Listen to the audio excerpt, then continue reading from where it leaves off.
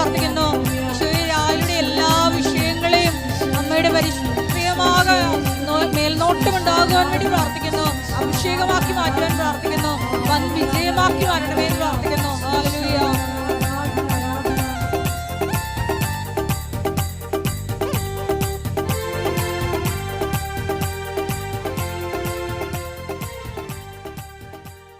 പരിശുദ്ധ പരമദിവ്യകാരുണ്യത്തിന് എന്നേരവും ആരാധനയും സ്തുതിയും പുകഴ്ചയും ഉണ്ടായിരിക്കട്ടെ. പരിശുദ്ധ പരമദിവ്യകാരുണ്യത്തിന് എന്നേരവും ആരാധനയും സ്തുതിയും പുകഴ്ചയും ഉണ്ടായിരിക്കട്ടെ.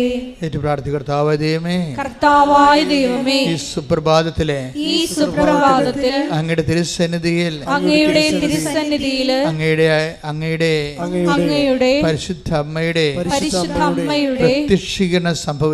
പ്രത്യക്ഷീകരണം സംഭവിച്ച സ്വർഗീയ സ്ഥലമായ അൾത്താരവാതിൽക്കലെ അങ്ങയുടെ വചനം കേൾക്കാൻ കണ്ണീരിന്റെ കാലത്ത് എന്നെയും എന്റെ കുടുംബത്തെയും ക്ഷണിച്ചതിന് യോഗ്യത നൽകിയതിന് സ്തോത്രം ചെയ്യുന്നു. എന്റെ കർത്താവേ, അങ്ങയുടെ തിരുസന്നിധിയിൽ ആയിരിക്കുവാനുള്ള എന്റെ യോഗ്യത ഉറപ്പിക്കുന്ന വിധത്തിലുള്ള ദൈവസ്നേഹത്താൽ എന്നെ അഭിഷേകം ചെയ്യണം. എന്നെ ബലപ്പെടുത്തണമേ. ശ്രുതികട ഹല്ലേലൂയ.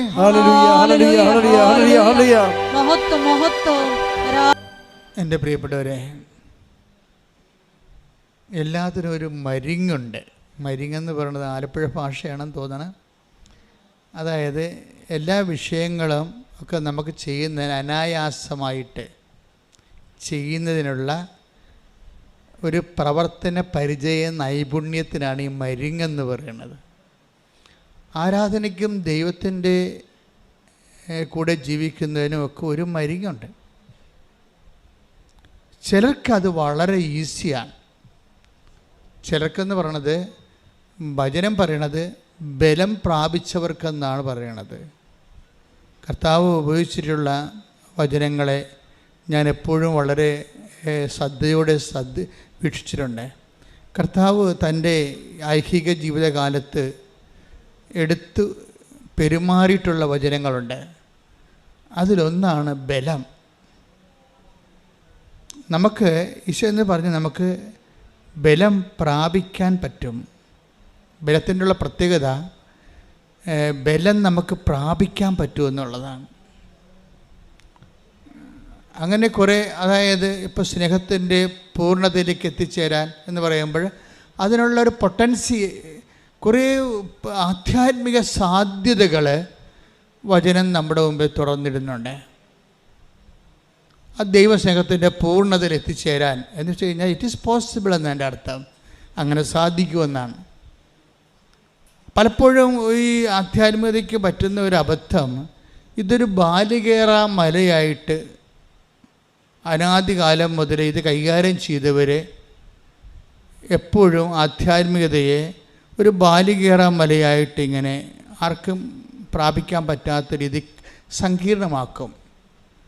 സങ്കീർണമാക്കി കളയും. ഈശോൻ്റെ കാലത്തും ഇങ്ങനെ ഫരിസേയർ ഇതിനെ സങ്കീർണമാക്കി. ഇപ്പം ഞാൻ കഴിഞ്ഞ ദിവസങ്ങളിൽ ഇസ്രായേലിൽ ഉണ്ടായിരുന്ന സമയത്ത് ഞാൻ ശ്രദ്ധിച്ച രണ്ട് കാര്യം. ഒന്ന്, അവരുടെ സാബത്ത് ദിവസമാണ്. സാബത്ത് ദിവസം എന്ന് പറയുമ്പോൾ വെള്ളിയാഴ്ച വൈകുന്നേരം ആയപ്പോൾ തന്നെ കടകളെല്ലാം പൂട്ടി. സാബത്തിനെക്കുറിച്ച് ഞാൻ ഈ ഇസ്രായേലിൻ്റെ ഈ ഇത്രയും നിശബ്ദമായ യുദ്ധകാലത്ത് ഉണ്ടാകുന്ന ഈ ഭയങ്കര സാറ്റർഡേയിലെ എൻ്റെ ധ്യാനം ടെല്ലവീവിലായിരുന്നു, തലസ്ഥാന നഗരിയിലായിരുന്നു. അവിടെ പട്ടാളക്കാരെ ഒഴിച്ച് ബാക്കിയെല്ലാം ശാന്തമാണ്. കാറുകൾ തന്നെ വല്ല ഇന്ത്യക്കാരൻ്റെ കാറും ഓടുന്നതെന്നല്ലാതെ അവരുടെ കാറൊന്നും ഓടത്തില്ല. ഭയങ്കരമാണ്. ഈ സാബത്ത് നമ്മൾ നേരിട്ട് കണ്ടപ്പോഴാണ് നമ്മൾ പേടിച്ചു പോയത്. അപ്പോഴും ഞാനൊരു വീഡിയോ ശ്രദ്ധിച്ചപ്പോൾ വെച്ച് കഴിഞ്ഞാൽ അതൊരു മലയാളി ഇട്ടിരിക്കുന്ന ഒരു ബ്ലോഗർ ഇട്ടിരിക്കുന്ന വീഡിയോ ആണ്. എന്ന് വെച്ച് കഴിഞ്ഞാൽ ഒരു കൊച്ചിന്, ഒരു യഹൂദൻ്റെ ഒരു കുഞ്ഞ്, അതിന് നെബുലൈസർ എടുക്കണതാണ്. ഈ റെസ്പിറേഷൻ്റെ പ്രശ്നമുള്ളവർക്ക് ഈ ശ്വാസം എടുക്കത്തില്ല, നെബുലൈസർ മരുന്നൊക്കെ ഇട്ടിട്ട് ഒരു മിഷനാണത്. അപ്പോൾ ഈ മിഷൻ്റെ സ്വിച്ച് ഒരു മലയാളി അവിടെ കെയർ ടേക്കർ അവിടെ ഉണ്ട്, അവരിട്ടിരിക്കുന്ന വീഡിയോ ആണത്. നമ്മുടെ യൂട്യൂബിൽ കിടപ്പുണ്ട് ആ വീഡിയോ, നോക്കണം, നമ്മൾ ഞെട്ടിപ്പോവും. അപ്പോൾ ഈ സാബത്ത് ദിവസം ഇവരുടെ മുറിയിൽ കെയർ ടേക്കർ ഫസ്റ്റ് ടൈം അവിടെ ചെല്ലണതാണ്. ആദ്യമായിട്ട് അവിടെ ചെന്നിട്ട് ആ വീട്ടിലാവത് അവർ വേറെ ഒരു വീട്ടിൽ ജോലിച്ച് കയറുന്നു. പിന്നെ പെട്ടെന്ന് ഇങ്ങോട്ട് മാറ്റി ഷിഫ്റ്റ് ചെയ്താണ്. അവിടുത്തെ വിസ തീർന്നപ്പോൾ അവിടുന്ന് ഒരു ഇൻ്റർവ്യൂ അറേഞ്ച്മെൻറ്റ് ചെയ്താണ് അവരോട് താമസിക്കുക. ഇവിടെ മുറി വന്നൊരു നൈജീരിയക്കാരൻ മുട്ടുമ്പോൾ ഇവർ പേടിച്ചു പോകും, ഫസ്റ്റ് ടൈമല്ലേ, അയാൾ ഭാഷ അങ്ങോട്ടും ഇങ്ങോട്ടും അറിയാൻ പാടില്ല. ഇവരെ വിളിക്കുകയാണ് പുറത്തേക്ക്. അപ്പോൾ ഈ മനുഷ്യനെ കണ്ടപ്പോൾ ഇവർ പേടിച്ചു പോയി. മലയാളിയാണ് ഇവർ, കെയർ ടേക്കർ. അവർ പോയില്ല, അവർ അകത്ത് വാതിലിട്ട് അടച്ച് ഇരുന്ന്. പിന്നെ കുറച്ച് കഴിഞ്ഞപ്പോൾ വേറെ ഒരാൾ വന്ന് വിളിച്ചു. അപ്പോഴുകൊണ്ട് ഇവൾ തുറന്നില്ല, പേടിയാണ്, അവിടെ ഭാഷ മനസ്സിലാകണില്ല, ഇതെന്തിനാണ് വിളിക്കണമെന്ന് അറിയാൻ പാടില്ല, ആകെപ്പാടെ കുഴപ്പം. അത് കഴിഞ്ഞിട്ട് പിന്നെ സംഗതി ഇവർ ആക്ഷൻ കൊണ്ടൊക്കെ മുഖഭാവം കൊണ്ട് ഇത് ഭയങ്കര ഹൈ എമർജൻസി ആണെന്നുള്ള രീതി പറയുന്നുണ്ടെങ്കിലും ഭാഷകൾ മനസ്സിലാകാത്ത കാരണം ഈ മുഖഭാവം കൊണ്ട് ഇവർക്ക് പേടിയാണ് വരണത്, അല്ലാതെ സിറ്റുവേഷൻസ്. അപ്പോൾ മലയാളിക്കത് ഉൾക്കൊള്ളാൻ അവർ ഉടനെ വാതിലടച്ചകത്തിരുന്ന് എന്താ ഇനി പേടിച്ചിരിക്കുക, ഇത് ഈ വീട്ടിൽ വന്നിട്ട് എന്തെല്ലാമാണ് ഇനി സംഭവിക്കാൻ, പുതിയ വീടല്ലേ.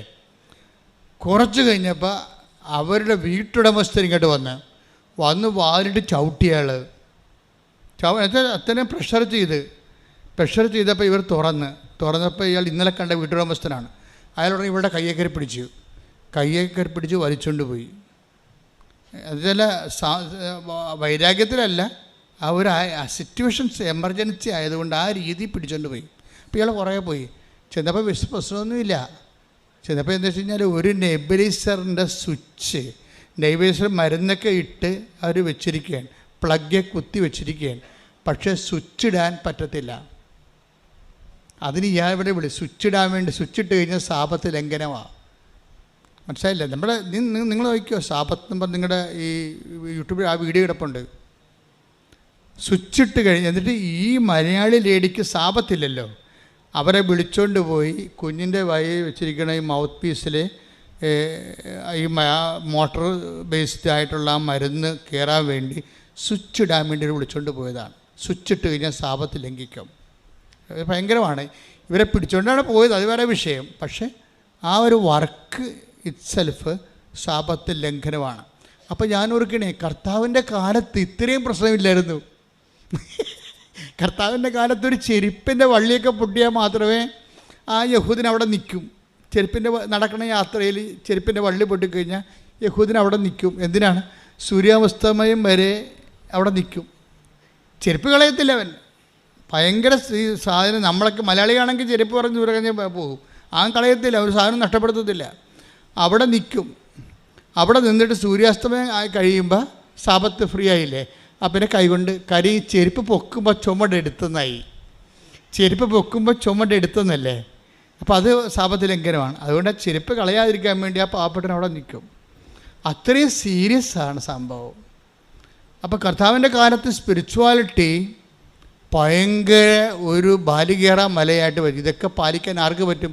പരിചയർക്ക് മാത്രമേ പറ്റത്തുള്ളൂ. അങ്ങനെയുള്ള ആൾക്കാർക്ക് മാത്രമേ. അപ്പോൾ ഒരു ന്യൂനപക്ഷത്തിൻ്റെ കയ്യിൽ ആധ്യാത്മികതയും ദൈവവും ഒതുങ്ങിപ്പോകുന്ന ഒരു ദുരന്തക്കാഴ്ചയാണ് ഈശോ കാണുന്നത്. വെറും ഒരു ന്യൂനപക്ഷം എന്ന് വെച്ച് കഴിഞ്ഞാൽ ഇപ്പം തന്നെ അവിടുത്തെ ആ സാപത്ത് പാലിക്കുന്ന റബ്ബി വർഗമില്ലേ, അവരവിടെ ജോലിക്കൊന്നും പോണില്ല. ഇസ്രയേലിൽ അവർക്ക് വേണ്ടി മാത്രം ശമ്പളം കൊടുക്കുന്നുണ്ട്. അവരുടെ മക്കളെ പഠിപ്പിക്കുന്നുണ്ട് ഫ്രീ ആയിട്ട്. ഒറിജിനൽ യഹൂദനല്ല, പട്ടാളക്കാർക്ക് മാത്രമേ സാപത്തിൻ്റെ ഒരു ഇതുണ്ട്, റിലീഫ് കൊടുത്തിട്ടുള്ളത്. അവർ ഞങ്ങൾ ചെല്ലുമ്പോഴൊക്കെ ആ ടെൽബാബിൽ ഞങ്ങൾ അവിടെ ക്യാമ്പിലായിരുന്നു ഞങ്ങൾ ധ്യാനം നടത്തിയത്. കാര്യം ഇത്ര സമയത്ത് അത് അത്യാവശ്യമാണ്. 10,000 ആൾ കൂടിയിരിക്കുകയില്ലേ. അപ്പോൾ പട്ടാളക്കാർ ചുറ്റോടിയിട്ടുമുണ്ട്. ഇതൊക്കെ അവരുടെ നല്ല എനിക്ക് ഇഷ്ടപ്പെട്ടതെന്ന് വെച്ച് കഴിഞ്ഞാൽ അവരെല്ലാം ഭയങ്കര ഹാപ്പിയാണ്. നമ്മളാണ് ഇവിടെ യുദ്ധം കേട്ട് പേടിച്ചുകൊണ്ടിരിക്കുന്നത്. അവരവിടെ ഭയങ്കര ഹാപ്പിയാണ്, വളരെ ഹാപ്പിയാണെന്ന് വെച്ച് കഴിഞ്ഞാൽ അവർ ഭയങ്കര ടോക്കറ്റീവാണ്, അങ്ങോട്ടും ഇങ്ങോട്ടും ഇൻട്രാക്ട് ചെയ്യുന്നുണ്ട്. അവർ എന്താണ് ബർഗർ എന്താ സാധനമൊക്കെ കഴിക്കുന്നുണ്ട്, കോള കുടിക്കുന്നുണ്ട്. അതിൻ്റെ സാപത്തിൽ നിന്ന് അവർക്ക് മാത്രം റിലീഫ് ഉണ്ടെന്ന് തോന്നുന്നത്. പക്ഷെ അവർ വളരെ സിമ്പിളായിട്ടാണ് അവിടെ വ്യാപരിക്കുന്നത്. അല്ലാതെ ഒന്നും ഇപ്പം നമ്മളാരിങ്ങനെ ഒരു യുദ്ധം എന്ന് പറഞ്ഞു കഴിഞ്ഞാൽ ധ്യാനമൊന്നും ഈ ഗവൺമെൻറ് അനുവദിക്കത്തില്ല. ഉടനെ 144 പ്രഖ്യാപിക്കൂട. അപ്പം നമ്മൾക്ക് എന്തുമാത്രം കോൺഫിഡൻസ് ഇല്ലാത്തൊരു വർഗ്ഗമാണെന്ന് നമ്മളെ നമുക്ക് മനസ്സിലായി അവിടെ ചെന്നപ്പോൾ. നമ്മൾക്കാണ് ഇവിടെ ഉണ്ടെങ്കിൽ അപ്പം തന്നെ ഇവിടെ ഈ ആൾ കൂടാൻ സമ്മതിക്കത്തില്ല. അവിടെ കേരളത്തിൻ്റെ 3/4 ഭാഗമേ ഇതുള്ളൂ. ഇതൊരു സംഭവത്തിൽ ഇത്രയും ആൾക്കാർ കൂടുമ്പോൾ അവരവർക്കും ക്യാഷായിട്ട് വല്ലതും ഉണ്ടായി എല്ലാം ചാകത്തില്ലെന്ന് വിചാരിച്ചുകൊണ്ട് അവർ ഇത് അനുവദിക്കത്തില്ല. പക്ഷെ അങ്ങനെയല്ല. യഹൂദൻ നല്ല ആത്മവിശ്വാസമാണ്. ഈ 10,000 ആൾക്കാർ കൂടി അവർ കൂളായിട്ടിരിക്കണം. അപ്പം അത് വേറെ ഒരു ജനതയാണത്. ദൈവത്തിൻ്റെ അഭിഷേകം പ്രാപിച്ച അനാദികാലം മുതലേ ദൈവത്തിൻ്റെ സാന്നിധ്യത്തിൻ്റെ കോൺഫിഡൻസിൽ അവരങ്ങനെ ജീവിക്കുകയാണ്. ഞാൻ എന്താ പറയാൻ പോകുന്നത് വെച്ച് കഴിഞ്ഞാൽ, ഇത്രയും അച്ചിട്ടതായിട്ടാണ് ഇവർ സാബത്ത് ഈ കാലങ്ങളിൽ പോലും പാലിച്ചുകൊണ്ട് പോണത്. ദാറ്റ് മീൻസ് പക്ഷേ ആർക്ക് പറ്റും? ആർക്കും പറ്റത്തില്ല ശരിക്കും. അതായത് ഈ ന്യായപ്രമാണം ഇത്രയും കഠിനമാണെങ്കിൽ ആർക്കിത് പാലിക്കാൻ പറ്റുമെന്നുള്ളത് കർത്താവിൻ്റെ കാലത്ത് തന്നെ ഒരു പ്രശ്നമായിരുന്നു. ആധ്യാത്മികത ആർക്കും പാലിക്കാൻ പറ്റാത്തൊരു വിഷയമായിട്ട് ഡെവലപ്പ് ചെയ്തു. ഇന്ത്യയിലും ആ അസുഖം ഉണ്ടായിട്ട് കുറേ പേര് ഇങ്ങനെ സിദ്ധന്മാരുടെ മുമ്പിൽ ക്യൂ നിൽക്കുന്നവരാക്കി ഇന്ത്യ മാറ്റിക്കളഞ്ഞു. ഒരു കൺസൾട്ടേഷൻ അല്ല സംഭവം, മറിച്ച് ആധ്യാത്മികത മൊത്ത വ്യാപാരവും അതിൻ്റെ മൊണോപ്പൊളിയും ഒരു ന്യൂനപക്ഷത്തിൻ്റെ അടുത്ത് ഒതുങ്ങേണ്ട ഒരു ആധ്യാത്മികത അത് ഫേക്കാണ് ശരിക്കും. ഇപ്പോൾ യമനിയമ ആസന, പ്രാണായാമ, പത്താസന, സമാധിയിലൂടെ അങ്ങനെ പോകാൻ സാധാരണ മനുഷ്യർക്ക് പറ്റത്തില്ല. ബുദ്ധിസത്തിനും ബ്രഹ്മണിസത്തിനും ഒക്കെ പറ്റിയിട്ടുള്ള സംഭവം ഈ സാധാരണ മനുഷ്യരെ ഇവർ അവോയ്ഡ് ചെയ്ത് കളയും. ഇതുതന്നെയാണ് ഫരിസേയസത്തിന് സംഭവിച്ചത്. സാധാരണ മനുഷ്യർക്ക് ബാലികേല മലയാക്കിയത് മാറ്റും, അപ്രാപ്യമാക്കി കളയും. അപ്പം മറ്റവർ പറയുന്ന ദൈവാനുഭവങ്ങൾ മാത്രമേ അതിൻ്റെ അപ്പക്കഷ്ണം കൊണ്ട് ഇവർ എറിഞ്ഞു കൊടുക്കുന്ന അപ്പക്കഷ്ണം കൊണ്ട് ഇവർ സദുപദേശങ്ങളെ കൊണ്ടൊക്കെ ഇവർ ജീവിക്കേണ്ടി വരും. അപ്പോൾ മനുഷ്യൻ 1% മാത്രം ദൈവത്തിൻ്റെ ബ്രാൻഡഡ് ആയിട്ടുള്ള സ്പിരിച്വൽ ഫാദേഴ്സായിട്ട് മാറും. ബാക്കി 99% എപ്പോഴും ഇവരുടെ ഭിക്ഷാന്തേഹികളായിട്ട് ഇവർ ഒരു ആധ്യാത്മിക അടിമവർഗം സൃഷ്ടിക്കപ്പെടും. ഇതുകൊണ്ട് ഈശോ എന്നാ പറഞ്ഞു കഴിഞ്ഞാൽ, ഈശോ ഇതെല്ലാം കണ്ടതിന് ശേഷം ഈശോ ജോയേലിൻ്റെ ദീർഘദർശന കാലത്ത് ഈ വിഷയത്തെക്കുറിച്ച് ഈശോ വരുമ്പോൾ ഈ വിഷയം പൊളിച്ചെഴുതുമെന്ന് പറഞ്ഞായിരുന്നു. ഈശോ വരണ കാലത്ത് അതാണ് ഈശോയുടെ ഒരു സ്പേസ് എന്ന് പറയണത്. ഈശോയുടെ ഒരു ഹിസ്റ്റോറിക്കൽ സ്പേസ് എന്ന് പറയണത് ജോയേലിൻ്റെ സ്പേസാണ്. ജോയേൽ പറഞ്ഞായിരുന്നു, എന്താ പറഞ്ഞത്? 2:38 അന്നാളുകളിൽ പറഞ്ഞ് എൻ്റെ ആത്മാവിനെ ഞാൻ എല്ലാവർക്കും വർഷിക്കും. അതാ മൊണോപ്പൊളി തട്ടി തകർക്കുമെന്നാണ് പറഞ്ഞത്. മൊണോപ്പൊളി അതിനുശേഷം അവൻ ആദ്യം തന്നെ ചെയ്തത് ആദ്യം തന്നെ ഇവർ സൈഡ് ലൈൻ ചെയ്ത ആൾക്കാരെ ആദ്യം അഡ്രസ്സ് ചെയ്യും. ആദ്യം സൈഡ് ലൈൻ ചെയ്തിരിക്കുന്നത് കള്ളന്മാരുടെ കൂട്ടത്തിൽ പെടുത്തിയിരുന്നത് ഇടയന്മാരെയാണ്. ഇടയന്മാർ കള്ളന്മാരായിട്ട് റബ്ബികൾ ബ്രാൻഡ് ചെയ്തിട്ടുണ്ടായിരുന്നു. അപ്പം കള്ളന്മാരായിട്ട് ഇടപെടുത്തിയിട്ട് രാത്രി ആടുകളെ സൂക്ഷിക്കാൻ വേണ്ടി വീട്ടിൽ നിന്ന് ഇറക്കി വിടുന്നൊരു വർഗ്ഗമായിരുന്നു അവർ. നാട്ടിൽ നിർത്തത്തില്ല അവരാ. പൊതുജീവിതത്തിൽ ഇടയന്മാരില്ല. ഇസ്രായേലിൻ്റെ പൊതുജീവിതത്തിൽ ഇടയവർഗമില്ല. അവരെ ആടിൻ്റെ കൂടെ ഇറക്കി വിടും. എന്നിട്ട് അവർ സന്ധ്യയാകുമ്പോൾ വരും. അവർക്ക് പൊതുജീവിതമോ സംസ്കാരമോ സാഹിത്യമോ പഠനങ്ങളോ ഇല്ല. ഇതിൻ്റെ അകത്ത് ആകപ്പാട് സാഹിത്യം എഴുതിയിട്ടുള്ളത് എനിക്ക് തോന്നുന്നത് ഇടയവർഗത്തിൽ നിന്ന് ദാവീദ് മാത്രമാണ്. ദാവീദിൻ്റെ പ്രത്യേക സാഹചര്യത്തിൽ കുറേ ഇടയ സങ്കീർത്തനങ്ങൾ ഉണ്ടായിട്ടുണ്ട്. അത് വീട്ടിൽ നിന്നുണ്ടായിരുന്ന ഒഴിവാക്കലുകളും അവഗണനകളും കൂട്ടത്തിലുണ്ടായിരുന്ന ജെസ്സിയുടെ മക്കളിൽ ഏറ്റവും മോശമായിട്ട് ഇവനെ തിരിഞ്ഞു കളഞ്ഞതും ഒക്കെ, പിന്നെ ദൈവത്തിൽ ഇവനെ അദമ്യമായിട്ട് ആശ്രയിക്കാനുള്ള ഇടവരുന്ന് ആ ആത്മബന്ധത്തിൽ നിന്ന് ഇവൻ സങ്കീർത്തനങ്ങൾ എഴുതിയിട്ടുണ്ടാകും. എല്ലാം ഇടയ സങ്കീർത്തനങ്ങൾ തന്നെ എല്ലാം എഴുതിയിരിക്കണത് തന്നെ. മകുതുമുക്കാലും മനോഹരമായ 23-ാം സങ്കീർത്തനമൊക്കെ ഈ ഇടയാനുഭവത്തിൻ്റെ ഭാഗമാണ്. അപ്പോൾ ഇത് ഇങ്ങനെ അതൊരു ദാവീദിൻ്റെ ആധ്യാത്മികത ഒരു വേറിട്ട ആധ്യാത്മികതയാണ്. പക്ഷെ പൊതുവേ നമ്മൾ പറയുമ്പോൾ ഇടയന്മാരെ പ്രാന്തവൽക്കരിക്കപ്പെട്ടിട്ടുള്ള, അതായത് ഇങ്ങനെ സൈഡ് ലൈൻ മാർജിനലൈസ് ചെയ്തിരിക്കുന്ന ഒരു വർഗ്ഗമാണ്. അവർക്ക് ആത്മാവുണ്ടെന്ന് വരെ റാബികൾ അംഗീകരിക്കാൻ വലിയ ബുദ്ധിമുട്ടാണ് റാബികൾക്ക്. ഇവിടെ അങ്ങനെയായിരുന്നില്ല. ബ്രാഹ്മൺസിന് അടിമകൾക്ക് ആത്മാവില്ല എന്നുള്ളത് ഫെഡറലിസത്തിൻ്റെ കാലത്തും നിലനിന്നിരുന്നൊരു കോൺസെപ്റ്റാണ്. ആത്മാവ് ഉണ്ടാകണമെങ്കിൽ കുറച്ച് കളറുണ്ടാകണം, കുറച്ച് ആരോഗ്യം ഉണ്ടാകണം, കുറച്ച് വിദ്യാഭ്യാസം ഉണ്ടാകണം. എന്തൊരു കഷ്ടമാണ് മനുഷ്യൻ. ഇപ്പോൾ മനുഷ്യൻ ഏത് രീതിയിലാണ് ഇങ്ങനെ പാർശ്വവൽക്കരിക്കുന്നത്? സാംസ്കാരിക പാർശ്വവൽക്കരണം ശക്തമായ രീതിയിലുള്ള ഉച്ചനീചത്വം സൃഷ്ടിച്ചിട്ടുണ്ട്. ഈ മതിലിനെയാണ് ഈശോ സ്വന്തം ശരീരം കൊണ്ട് ഇടിച്ചു പൊളിച്ചെന്ന് പൗലോസ് പറയുന്നത്.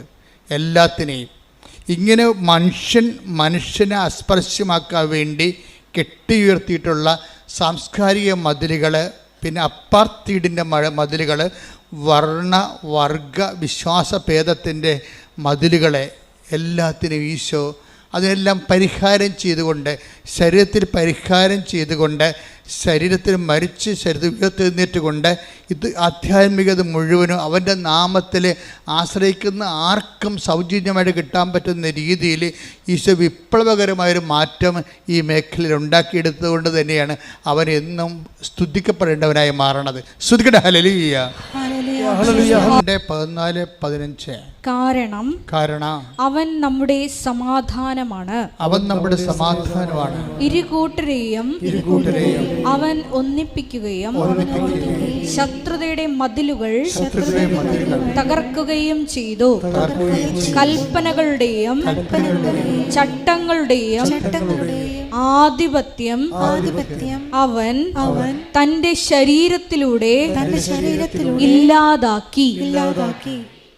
അപ്പോൾ പാപത്തിന് അവൻ ശരീരത്തെ ശിക്ഷ വിധിച്ചുകൊണ്ട് എല്ലാ തരത്തിലുള്ള പാപങ്ങളെയും ഇതിന് പരിഹാരമാകാൻ അവൻ്റെ നാമം ദൈവം ഉയർത്തിയത് മൂലം അവൻ്റെ നാമത്തിൽ ആശ്രയിക്കുന്ന ആർക്കും, യഹൂദനായാലും ശരി, അയഹൂദനായാലും ശരി, ക്രിസ്ത്യാനി ആയാലും ശരി, അക്രൈസ്തവനായാലും ശരി, അത് എല്ലാവർക്കുമായിട്ട് ആധ്യാത്മികത തുറന്നു കൊടുത്തു എന്നുള്ളതാണ് കർത്താവിൻ്റെ നാമത്തിൻ്റെ ശക്തി. അതായത് ഈശോയുടെ അതായത് ആധ്യാത്മികതയുടെ മുഴുവൻ സാധ്യതകൾ ഒരു സിംഗിൾ നെയിമിൻ്റെ കീഴിൽ കൊണ്ടുവന്നിട്ട് ഈ നാമത്തെ വിശ്വസിക്കുന്ന ആർക്കും അതിൽ നിന്ന് ഏണിങ്സ് ഉണ്ടാക്കാൻ പറ്റുന്ന രീതിയിൽ ആധ്യാത്മികത എല്ലാവർക്കുമായിട്ട് തുറന്നു കൊടുത്തു. ആർക്കതിൻ്റെ അകത്ത് ഇൻവെസ്റ്റ് ചെയ്യാൻ പറ്റുന്നു, ആർക്കതിൽ സ്നേഹിക്കാൻ പറ്റുന്നു, ആർക്കാ നാമത്തെ വിശ്വസിക്കാൻ പറ്റുന്നു, ആർക്കാ നാമത്തെ പ്രത്യാശിക്കാൻ പറ്റുന്നു, അവർക്കൊക്കെ തനത് സമ്പാദ്യം ഉണ്ടാക്കാനും കൃപ വളർത്താനും കഴിയുന്ന രീതിയിലാണ് ഈശോ പുതിയ നിയമം ഡിസൈൻ ചെയ്തിരിക്കുന്നത്. കൈയടിച്ച് ശ്രദ്ധിക്കട്ടെ. ഹല്ലേലൂയ.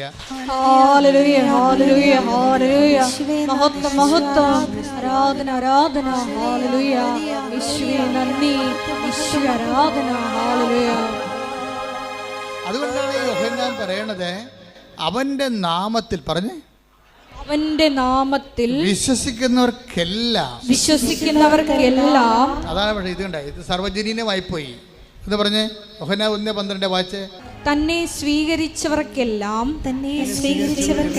തന്റെ നാമത്തിൽ വിശ്വസിക്കുന്നവർക്കെല്ലാം ദൈവമക്കളാകാൻ അവൻ കഴിവ് നൽകി. ഭയങ്കര, അതായത് ഉടമ്പടിയുടെ ഏറ്റവും ടോപ്പ് വചനങ്ങൾ ഒത്തിരി, ഉടമ്പടിയുടെ കീനോട്ട്സുകൾ ഒത്തിരി ഉണ്ട്. കീനോട്ട്സ് അല്ല, കീ വേഡുകൾ. ഉടമ്പടിയിലെ കീ വേഡുകൾ ഞാൻ ബുദ്ധിപരമായിട്ട് കണ്ടുപിടിച്ചതല്ല. ഉടമ്പടി തന്നതിന് ശേഷം നമ്മൾ ഒരുമിച്ച്, ദൈവജനവും അഭിഷിക്തനും കൂടി ഒരുമിച്ച് കർത്താവിൻ്റെ അടുത്ത് കൂടുന്ന ഇതുപോലെ കൂട്ടായ്മയിലാണ് ഈ ഉടമ്പടിയുടെ മുഴുവൻ ലിറ്ററേച്ചർ, വിസ്ഡം വെളിപ്പെടുത്തിയിരിക്കുന്നത്. അല്ല, ഞാൻ ഒറ്റയ്ക്കിരുന്ന് ധ്യാനിക്കുമ്പോൾ മാത്രം കിട്ടിയിട്ടുള്ളതല്ല. ഒറ്റയ്ക്കിരുന്ന് ധ്യാനിക്കുമ്പോൾ ഒത്തിരി കിട്ടിയിട്ടുണ്ട്. പക്ഷേ വളരെ ആപ്ലിക്കബിളായിട്ടുള്ള, ജീവിതവുമായിട്ട് ബന്ധമായിട്ടുള്ള ഭയങ്കരമായിട്ടുള്ള കീകൾ, താക്കോലുകൾ കിട്ടിയിരിക്കണമെല്ലാം നമ്മൾ ഒരുമിച്ച് കർത്താവിൻ്റെ അധ്യക്ഷതയിൽ കൂടുന്ന ഈ സ്വർഗീയ കൂട്ടായ്മയിലാണ്. അത് ഓർത്തിട്ട് ശ്രദ്ധിക്കട്ടെ. ഹല്ലേലൂയ. ഹല്ലേലൂയ. ഹല്ലേലൂയ. ഹല്ലേലൂയ. യേശുവേ, നീ ഞങ്ങളെ പഠിപ്പിക്കുന്നതിന് നന്ദി പറയുന്നു. വചനത്താൽ പ്രബുദ്ധരാക്കുന്നതിന് നന്ദി പറയുന്നു. ആത്മാവിൽ വഴി നടത്തുന്നതിന് ദിവ്യകാരുണ്യത്തിന് എന്നേരവും ആരാധനയും സ്തുതിയും പുകഴ്ചയും ഉണ്ടായിരിക്കട്ടെ. എപ്പോഴും നിങ്ങൾ ശ്രദ്ധിക്കേണ്ട ഇതാണ്, ഉടമ്പടി ധ്യാനം മറ്റു ധ്യാനങ്ങളും തമ്മിലുള്ള ഒരു വ്യത്യാസം ഞാൻ കണ്ടിരിക്കുന്നത്, എനിക്ക് തോന്നിയിട്ടുള്ളതാണ്. നിങ്ങൾക്ക് എങ്ങനെ തോന്നിയെന്ന് എനിക്കറിയത്തില്ല. എനിക്ക് തോന്നിയിരിക്കുന്നത്, ഇതൊരു നമ്മൾക്ക് വളരെ ചിന്തിച്ച് ആലോചിച്ച് സുവിശേഷം ആപ്ലിക്കേറ്റ് ചെയ്യാൻ പറ്റുന്ന രീതിയിലുള്ള ഒത്തിരി സൂത്രവാക്യങ്ങളായിട്ട് ബൈബിളിലെ ഓരോ വചനവും ഓരോ സൂത്രവാക്യങ്ങളായിട്ട് ഫോർമാറ്റ് ചെയ്ത് നമുക്കറിയാമല്ലോ. 2 സൂത്രവാക്യങ്ങൾ കൊണ്ടാണല്ലോ നമ്മൾ സൊല്യൂഷൻസ് ഉണ്ടാക്കുന്നത് കെമിസ്ട്രിയിലെ. അതുപോലെ ബൈബിളിലെ ഓരോ വചനങ്ങളും വചനം എന്നതിനേക്കാൾ ഉപരി വചനം ഒരു ഫോർമുല ആയിട്ട് മാറും, അല്ലെങ്കിൽ ഒരു ഇക്വേഷനായിട്ട് മാറും, സമവാക്യമായിട്ട് മാറും. ദൈവവാക്യങ്ങളിൽ തന്നെ സൂത്രവാക്യങ്ങളുണ്ട്, സമവാക്യങ്ങളുണ്ട്. എന്ന് വെച്ച് കഴിഞ്ഞാൽ ഇപ്പോൾ ഉദാഹരണം, ഇപ്പം നിങ്ങൾ പറഞ്ഞിരിക്കുന്ന വാക്ക് എന്താണ്? യോഹന്നാൻ 1:12 എന്താ പറയണത്? ഒന്ന് വായിച്ചേ. യോഹന്നാൻ 1:12. തന്നെ സ്വീകരിച്ചവർക്കെല്ലാം, ഒന്ന് പറഞ്ഞേ. തന്നെ സ്വീകരിച്ചവർക്കെല്ലാം, തന്റെ നാമത്തിൽ വിശ്വസിക്കുന്നവർക്കെല്ലാം ദൈവമക്കളാകാൻ അവൻ കഴിവ് നൽകി. അപ്പം യേശുവിൻ്റെ നാമത്തിൽ വിശ്വസിക്കുന്നവർക്ക് എല്ലാമാണ്. ചിലപ്പോൾ ഞാൻ ചിലപ്പോൾ 1960 ജനിച്ച ആളാണ്. എനിക്ക് യേശുവാണ് ദൈവമെന്ന് മനസ്സിലായത് 63-ലോ 64-ലോ ആണ്. അപ്പോൾ ദാറ്റ് മീൻസ് അത്രയും കാലത്തെ ഒരു 60 കൊല്ലത്തെ എക്സ്പീരിയൻസാണ് ജീസസുമായിട്ടുള്ളത്. നിങ്ങൾക്ക് ചിലപ്പോൾ 6 ദിവസത്തെ എക്സ്പീരിയൻസേ ഉണ്ടാകത്തുള്ളൂ. 6 ദിവസം മുമ്പായിരിക്കും നിങ്ങളിൽ ചിലർ ഒരു ഉടമ്പടി ധ്യാനം ഇതൊക്കെ ജീസസിൻ്റെ ഒരു സാക്ഷ്യം കേട്ടത് 6 ദിവസമായിട്ടുള്ള. ഈ 6 ദിവസമായിട്ടുള്ള ആളും 60 ദിവസമായിട്ടുള്ള ആളും ചില സമയത്ത് ഒരേ പ്ലാറ്റ്ഫോമിൽ വരുമ്പോഴേ രണ്ടുപേർക്കും ഒരേ അനുഭവം കിട്ടിയെന്ന് വരാം. അതാണ് ജീസസിൻ്റെ ഒരു പ്രത്യേകത. 6 ദിവസമായിട്ടുള്ളെങ്കിലും അതായത് ഇത് ആർക്കും ഇതിൻ്റെ അകത്ത് നിന്ന് ആർജിക്കാം, ഷെയർ ചെയ്യാം. നമ്മളെ അവൻ്റെ നാമത്തിൽ വിശ്വസിക്കണം, അത്രയേ ഉള്ളൂ വിഷയം. ഈ വിശ്വസിക്കുമ്പോഴുണ്ടാകുന്ന പ്രശ്നം എന്ന് വെച്ച് കഴിഞ്ഞാൽ, ഇപ്പം ഞാൻ കഴിഞ്ഞ ദിവസങ്ങളിൽ പറയുമായിരുന്നു, ഇപ്പം ഞാനൊക്കെ ഒന്ന് ഭിത്തിയിട്ട് ഇടിച്ചു കഴിഞ്ഞാൽ എത്ര കിലോ വെയിറ്റ് ഭിത്തിയായിട്ട് കൊള്ളും? ഫിസിക്കലായിട്ട് പറഞ്ഞാൽ വല്ല 10-20 കിലോ വെയിറ്റ് കൊള്ളും ഭിത്തിയായിട്ട്. ഒരു ബോക്സറാണെങ്കിൽ ഇടിക്കുന്ന ഒരു ട്രെയിൻഡ് ബോക്സർ, അല്ലെങ്കിൽ ഒരു കുംഫു അല്ലെങ്കിൽ കരാട്ടക്കാരൻ, അവരാണെങ്കിൽ ഒരു ചിക്കിടാച്ചി അടിച്ച് ഒരു വെട്ട് കൊടുത്തു കഴിഞ്ഞാൽ 300 കിലോനാണ് കൊള്ളണത്. വ്യത്യാസം കണ്ടില്ലേ? ഇപ്പം ഞാൻ ഭിത്തിയായിട്ട് ഇടിച്ചു കഴിഞ്ഞാൽ 30 കിലോനാണ്ട വെയിറ്റാണ് അവിടെ വീഴണത്. പക്ഷേ ഒരു ട്രെയിൻഡ് ബ്ലാക്ക് ബെൽറ്റുകാരൻ അടിച്ചു കഴിഞ്ഞാൽ 300 കിലോ കൊള്ളും. എന്താ കാര്യം? ഈ വ്യത്യാസം വചനത്തിൽ വരുന്നുണ്ട്. ഇപ്പം യേശു കർത്താവാണെന്ന് ഞാൻ പറയണോ നിങ്ങൾ പറയണോ വ്യത്യാസമുണ്ട് അവിടെ. ഈ വ്യത്യാസമാണ് നിങ്ങൾ ഉടമ്പടി അഡ്രസ്സ് ചെയ്യേണ്ടത്. കാര്യം 300 കിലോനോ 600 കിലോനോ ഒക്കെ നമ്മളെ ട്രെയിനിങ് അനുസരിച്ചാണ് ഇതിൻ്റെ ഒരു പ്രഖരശേഷി എന്ന് പറയുന്നത്. ഇപ്പോൾ യേശു കർത്താവാണെന്ന് നിങ്ങൾ പറയുന്നു, ചിലപ്പോൾ 5 കിലോനെ ചിലപ്പോൾ അതിന് പ്രഖരശേഷി ഉണ്ടാകത്തുള്ളൂ. ഞാനിപ്പോൾ ഒരു മുഴ കണ്ടു കഴിഞ്ഞാൽ ഞാനെക്കുറിച്ച് ദിസ് ഈസ് ദ ലോർഡ് അത്രേ പറയത്തുള്ളൂ. ആ മുഴ ചിലപ്പോൾ കാണാൻ സാക്ഷ്യം കേട്ടാൽ മനസ്സിലാകത്തില്ലേ? ഞാൻ ഈ എന്ത് സമയം കിട്ടണം എനിക്കിവിടെ? ഒരു സെക്കൻഡൊക്കെ കിട്ടണ്ട, 5 സെക്കൻഡൊക്കെയാണ് കിട്ടണത്. ആ സമയത്ത് എന്തുകൊണ്ടാണ് ഈ സാധനം കർത്താവ് ആ സാക്ഷ്യത്തിൽ നിന്നാണ് ഞാൻ നോക്കണത്. അല്ല എനിക്കറിയത്തില്ല. എനിക്ക് ചിലപ്പോഴേ പറയാൻ പറ്റത്തുള്ളൂ ആഴ്ചയൊക്കെ നീ സാക്ഷ്യം പറഞ്ഞോളാൻ പറയും. ഒരു 100 പേര് വരുമ്പോൾ അതിൽ ഒരാളോട് ഞാൻ പറയും ആഴ്ചയൊക്കെ നീ സാക്ഷ്യം പറഞ്ഞോളാൻ പറയും. എന്ന് വെച്ച് കഴിഞ്ഞാൽ അപ്പം തന്നെ എനിക്ക് ഒരു കർത്താവ് എനിക്കൊരു ഇൻഡ്യൂഷൻ തരും ഇറ്റ് ഇസ് ഓക്കെ ആണെന്ന്. ഡോക്ടർ എന്ത് പറഞ്ഞാലും ശരി, അവളെ കർത്താവ് സുഖപ്പെടുത്തിയെന്ന് കർത്താവ് എനിക്ക് നോട്ട് തന്നു കഴിഞ്ഞാൽ അപ്പം തന്നെ ഞാൻ ഓൺ ദി സ്പോട്ടിൽ ഞാൻ പറയും സാക്ഷ്യം പറഞ്ഞോളാൻ പറയും. പക്ഷെ മറ്റുള്ളവർ പലരും വീട്ടിൽ പോയതിന് ശേഷം ടെസ്റ്റൊക്കെ ചെയ്ത് വന്നിട്ടാണ് പറയണത് സാക്ഷ്യം പറയണത്. എന്താ സംഭവം? നിങ്ങൾ പറയണതല്ലേ ഞാനും പറഞ്ഞിരിക്കണത്. എന്താ പറയണത്? Jesus is the Lord. അത്രയേ ഉള്ളൂ കാര്യം. നമ്മൾ പറയണത് സെയിമാണ്, പക്ഷേ ഇഫക്റ്റ് വ്യത്യാസമുണ്ട്. ഇത് നിങ്ങളിത് ഉടമ്പടിയിലിരിക്കുന്നവരിത് മനസ്സിലാക്കണം. ഓരോ ദിവസം ചെല്ലും തോറും ഈ കഴിവ് വർദ്ധിപ്പിക്കണം. ഇപ്പം മനസ്സിലായില്ലേ? എന്താ പറഞ്ഞത്? 1:12 എന്താ പറഞ്ഞിരിക്കേണ്ടത്? അത് ഒരു സൂത്രവാക്യമാണ്. എന്താണ്? അവൻ്റെ നാമത്തിൽ പറഞ്ഞേ, അവന്റെ നാമത്തിൽ വിശ്വസിക്കുന്നവർക്കെല്ലാം ദൈവമക്കളാകാനുള്ള കഴിവ് നൽകി. എബിലിറ്റി, കഴിവ് നൽകി, കപ്പാസിറ്റി നൽകിയെന്നാണ്. കപ്പാസിറ്റിക്ക് ഒരു കുഴപ്പമുണ്ട്. എന്താ കാര്യം? ഈ 20 കിലോന് ഒരു കപ്പാസിറ്റിയാണ്, 200 കിലോന് ഒരു കപ്പാസിറ്റിയാണ്. ഉടമ്പടിയുടെ ഗുണമെന്ന് പറയണത് നിങ്ങളുടെ ദൈവമക്കളാകാനുള്ള കഴിവെന്ന് പറയുമ്പോൾ എന്താണ് ആ കഴിവ്? എന്താണ് ആ കഴിവ്? നമുക്കറിയാമല്ലോ, മുള്ളിനെ മുള്ളുകൊണ്ടെടുക്കണം. ഇപ്പം നമ്മുടെ കൃപാസന വ്യാഖ്യാനങ്ങളുടെ രീതി എന്താ? അതൊരു ശാസ്ത്രീയമായ അക്കാഡമിക് വ്യാഖ്യാനമല്ല. അത് പരിശുദ്ധാത്മാവ് ഇതേ ജനറയിലുള്ള ഇതേ ഫാമിലിയിലുള്ള വചനങ്ങൾ പരിശുദ്ധാത്മാവ് തന്നെ നേരത്തെ പറഞ്ഞിട്ടുണ്ടാകും. അതിന് ശേഷവും പറഞ്ഞിട്ടുണ്ടാകും, ചിലപ്പോൾ അതിന് മുമ്പും പറഞ്ഞിട്ടുണ്ടാകും. അപ്പോൾ പരിശുദ്ധാത്മാവ് പറഞ്ഞിരിക്കുമ്പോൾ ഒരു സിംഗിൾ പേഴ്സണാണല്ല ഇത് പറയണത്. 2000 കൊല്ലം മുമ്പ് പറഞ്ഞാലും 1000 കൊല്ലം മുമ്പ് പറഞ്ഞാലും 500 കൊല്ലം മുമ്പ് പറഞ്ഞാലും അതിന് ശേഷം പറഞ്ഞാലും പറയുന്നത് പരിശുദ്ധാത്മാവല്ലേ, ദൈവവചനം. അപ്പോൾ ദൈവവചനം സെയിം ടോപ്പിക്ക് വീണ്ടും കൈകാര്യം ചെയ്യുമ്പോൾ സ്വാഭാവികമായിട്ട് ഒരാൾ തന്നെയാണ് പറയണമെന്നുണ്ടെങ്കിൽ വലിയ അർത്ഥത്തിന് വ്യത്യാസം വരാൻ സാധ്യതയില്ല. ഇപ്പോൾ ഉദാഹരണത്തിന് ഞാൻ പറയാം. എന്താ കാര്യം? ഇപ്പോൾ അവൻ്റെ ഒന്ന് പറഞ്ഞാൽ അവൻ്റെ നാമത്തിൽ വിശ്വസിക്കുന്നവർക്കെല്ലാം ദൈവമക്കളാകാനുള്ള കഴിവ് നൽകി. അപ്പൊ ഈ മക്കളെന്ന് പറഞ്ഞിട്ടില്ലേ അവിടെ? അപ്പൊ ദൈവമക്കളുടെ കഴിവെന്താ? ശരിക്കും പറഞ്ഞ മക്കളാണെങ്കിൽ അവകാശികളാണ്. ക്ലിയർ അല്ലേ സംഭവം? Take the bed of God. ശ്രദ്ധിക്കട്ടെ. ഹല്ലേലൂയ, ഹല്ലേലൂയ, ഹല്ലേലൂയ, ഹല്ലേലൂയ. യേശുവേ നന്ദി. ഹല്ലേലൂയ, ഹല്ലേലൂയ, ഹല്ലേലൂയ. ഹല്ലേലൂയ, ഹല്ലേലൂയ, ഹല്ലേലൂയ. യേശുവേ ആരാധന, ആരാധന, ആരാധന. യേശുവേ നന്ദി. മഹത്വം, മഹത്വം. ഹല്ലേലൂയ. റോമ 8:17. റോമ 8:17. നാം മക്കളെങ്കിൽ അവകാശികളുമാണ്. ദൈവത്തിന്റെ അവകാശികളും ക്രിസ്തുവിന്റെ കൂട്ടവകാശികളും.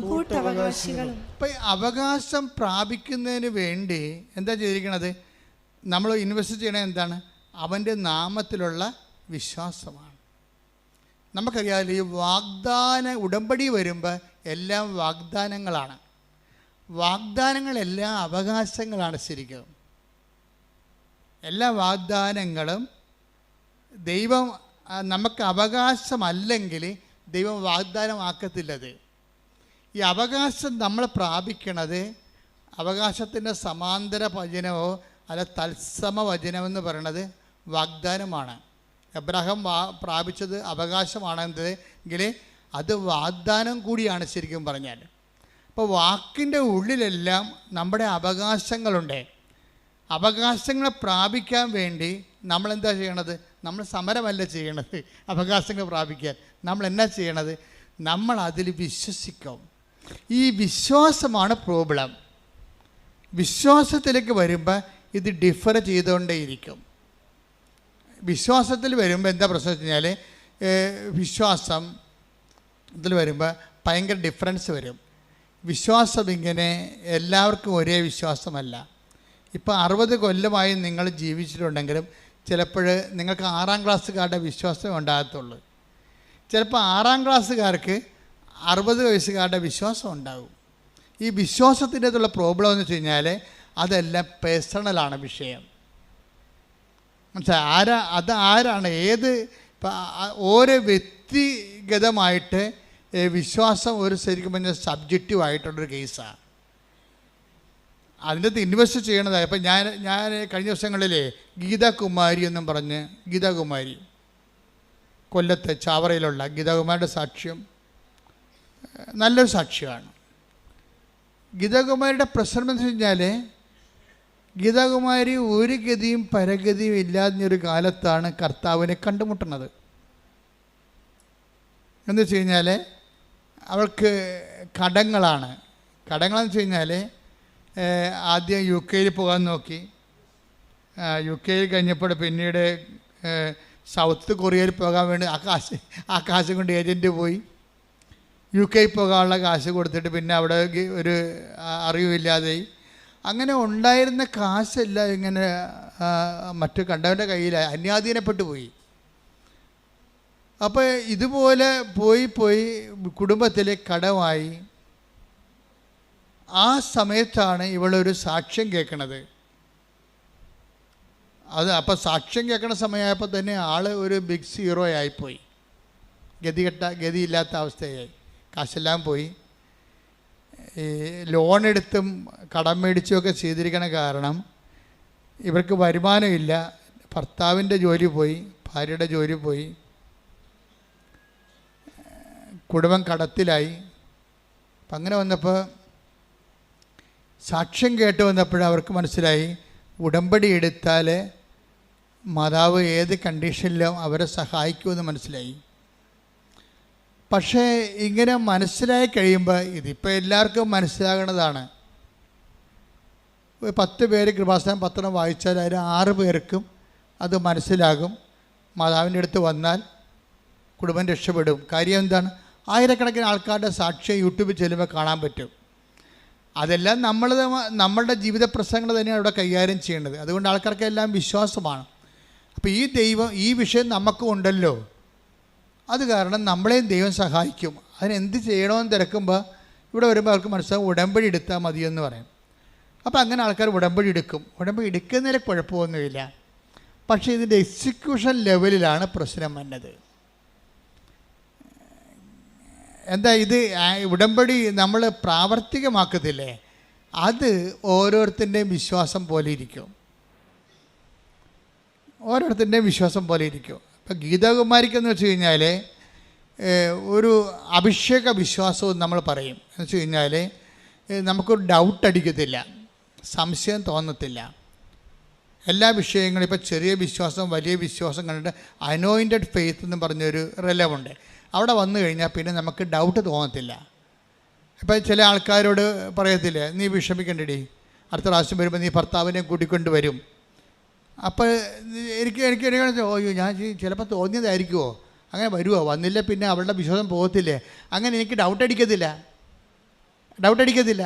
അത് ചില ആ ഒരു ഡേഞ്ചർ സോണുണ്ട് ഇത് രൂപപ്പെട്ട് വരണ അവിടെ. അത് ആ കാലഘട്ടത്തിലൂടെ ഒരുവിധമൊക്കെ ഞാൻ കടന്നു പോയിട്ടുണ്ട്.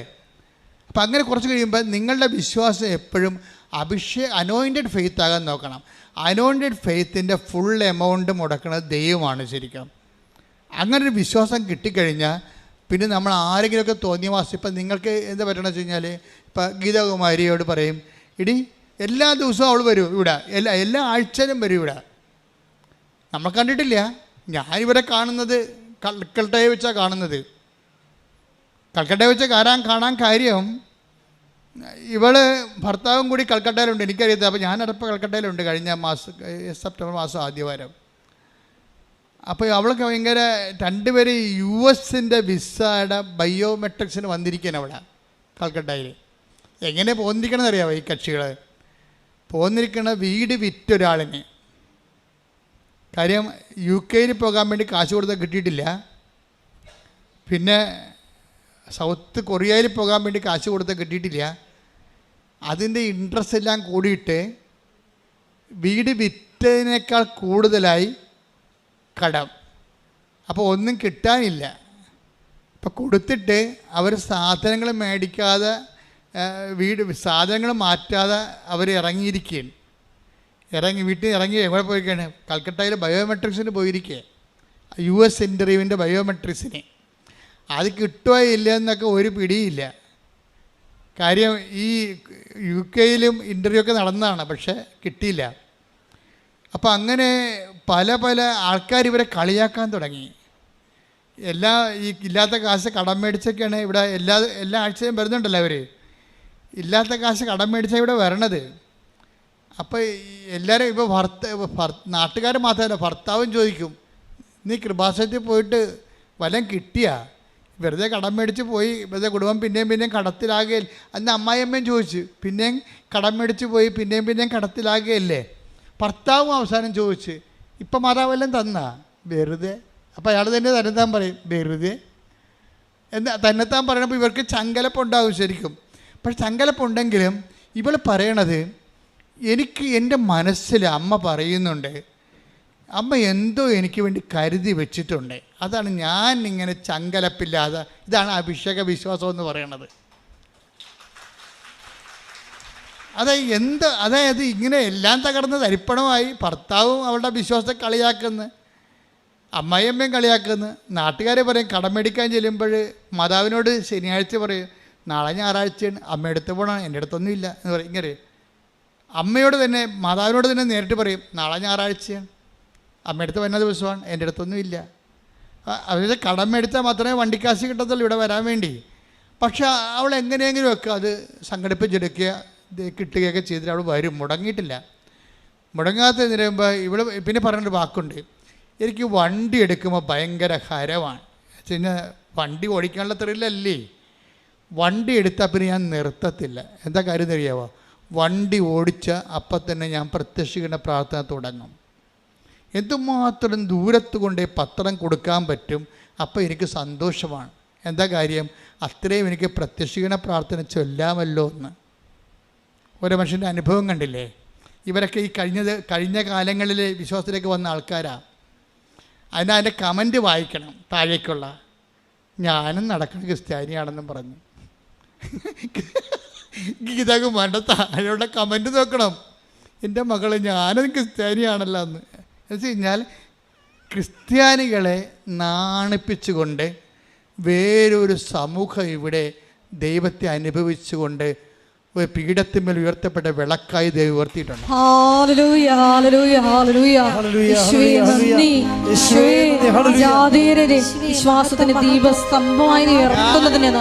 ഞാൻ ഈ പല വിഷയങ്ങളിലും ഞാനൊരു ഗുഡ് ബൈ പറഞ്ഞതിൻ്റെ കാരണം ഈ ഫ്രഷ് ഹാൻഡ്സിൽ കിട്ടിയിരിക്കുന്ന ദൈവാനുഭവങ്ങളാണ്.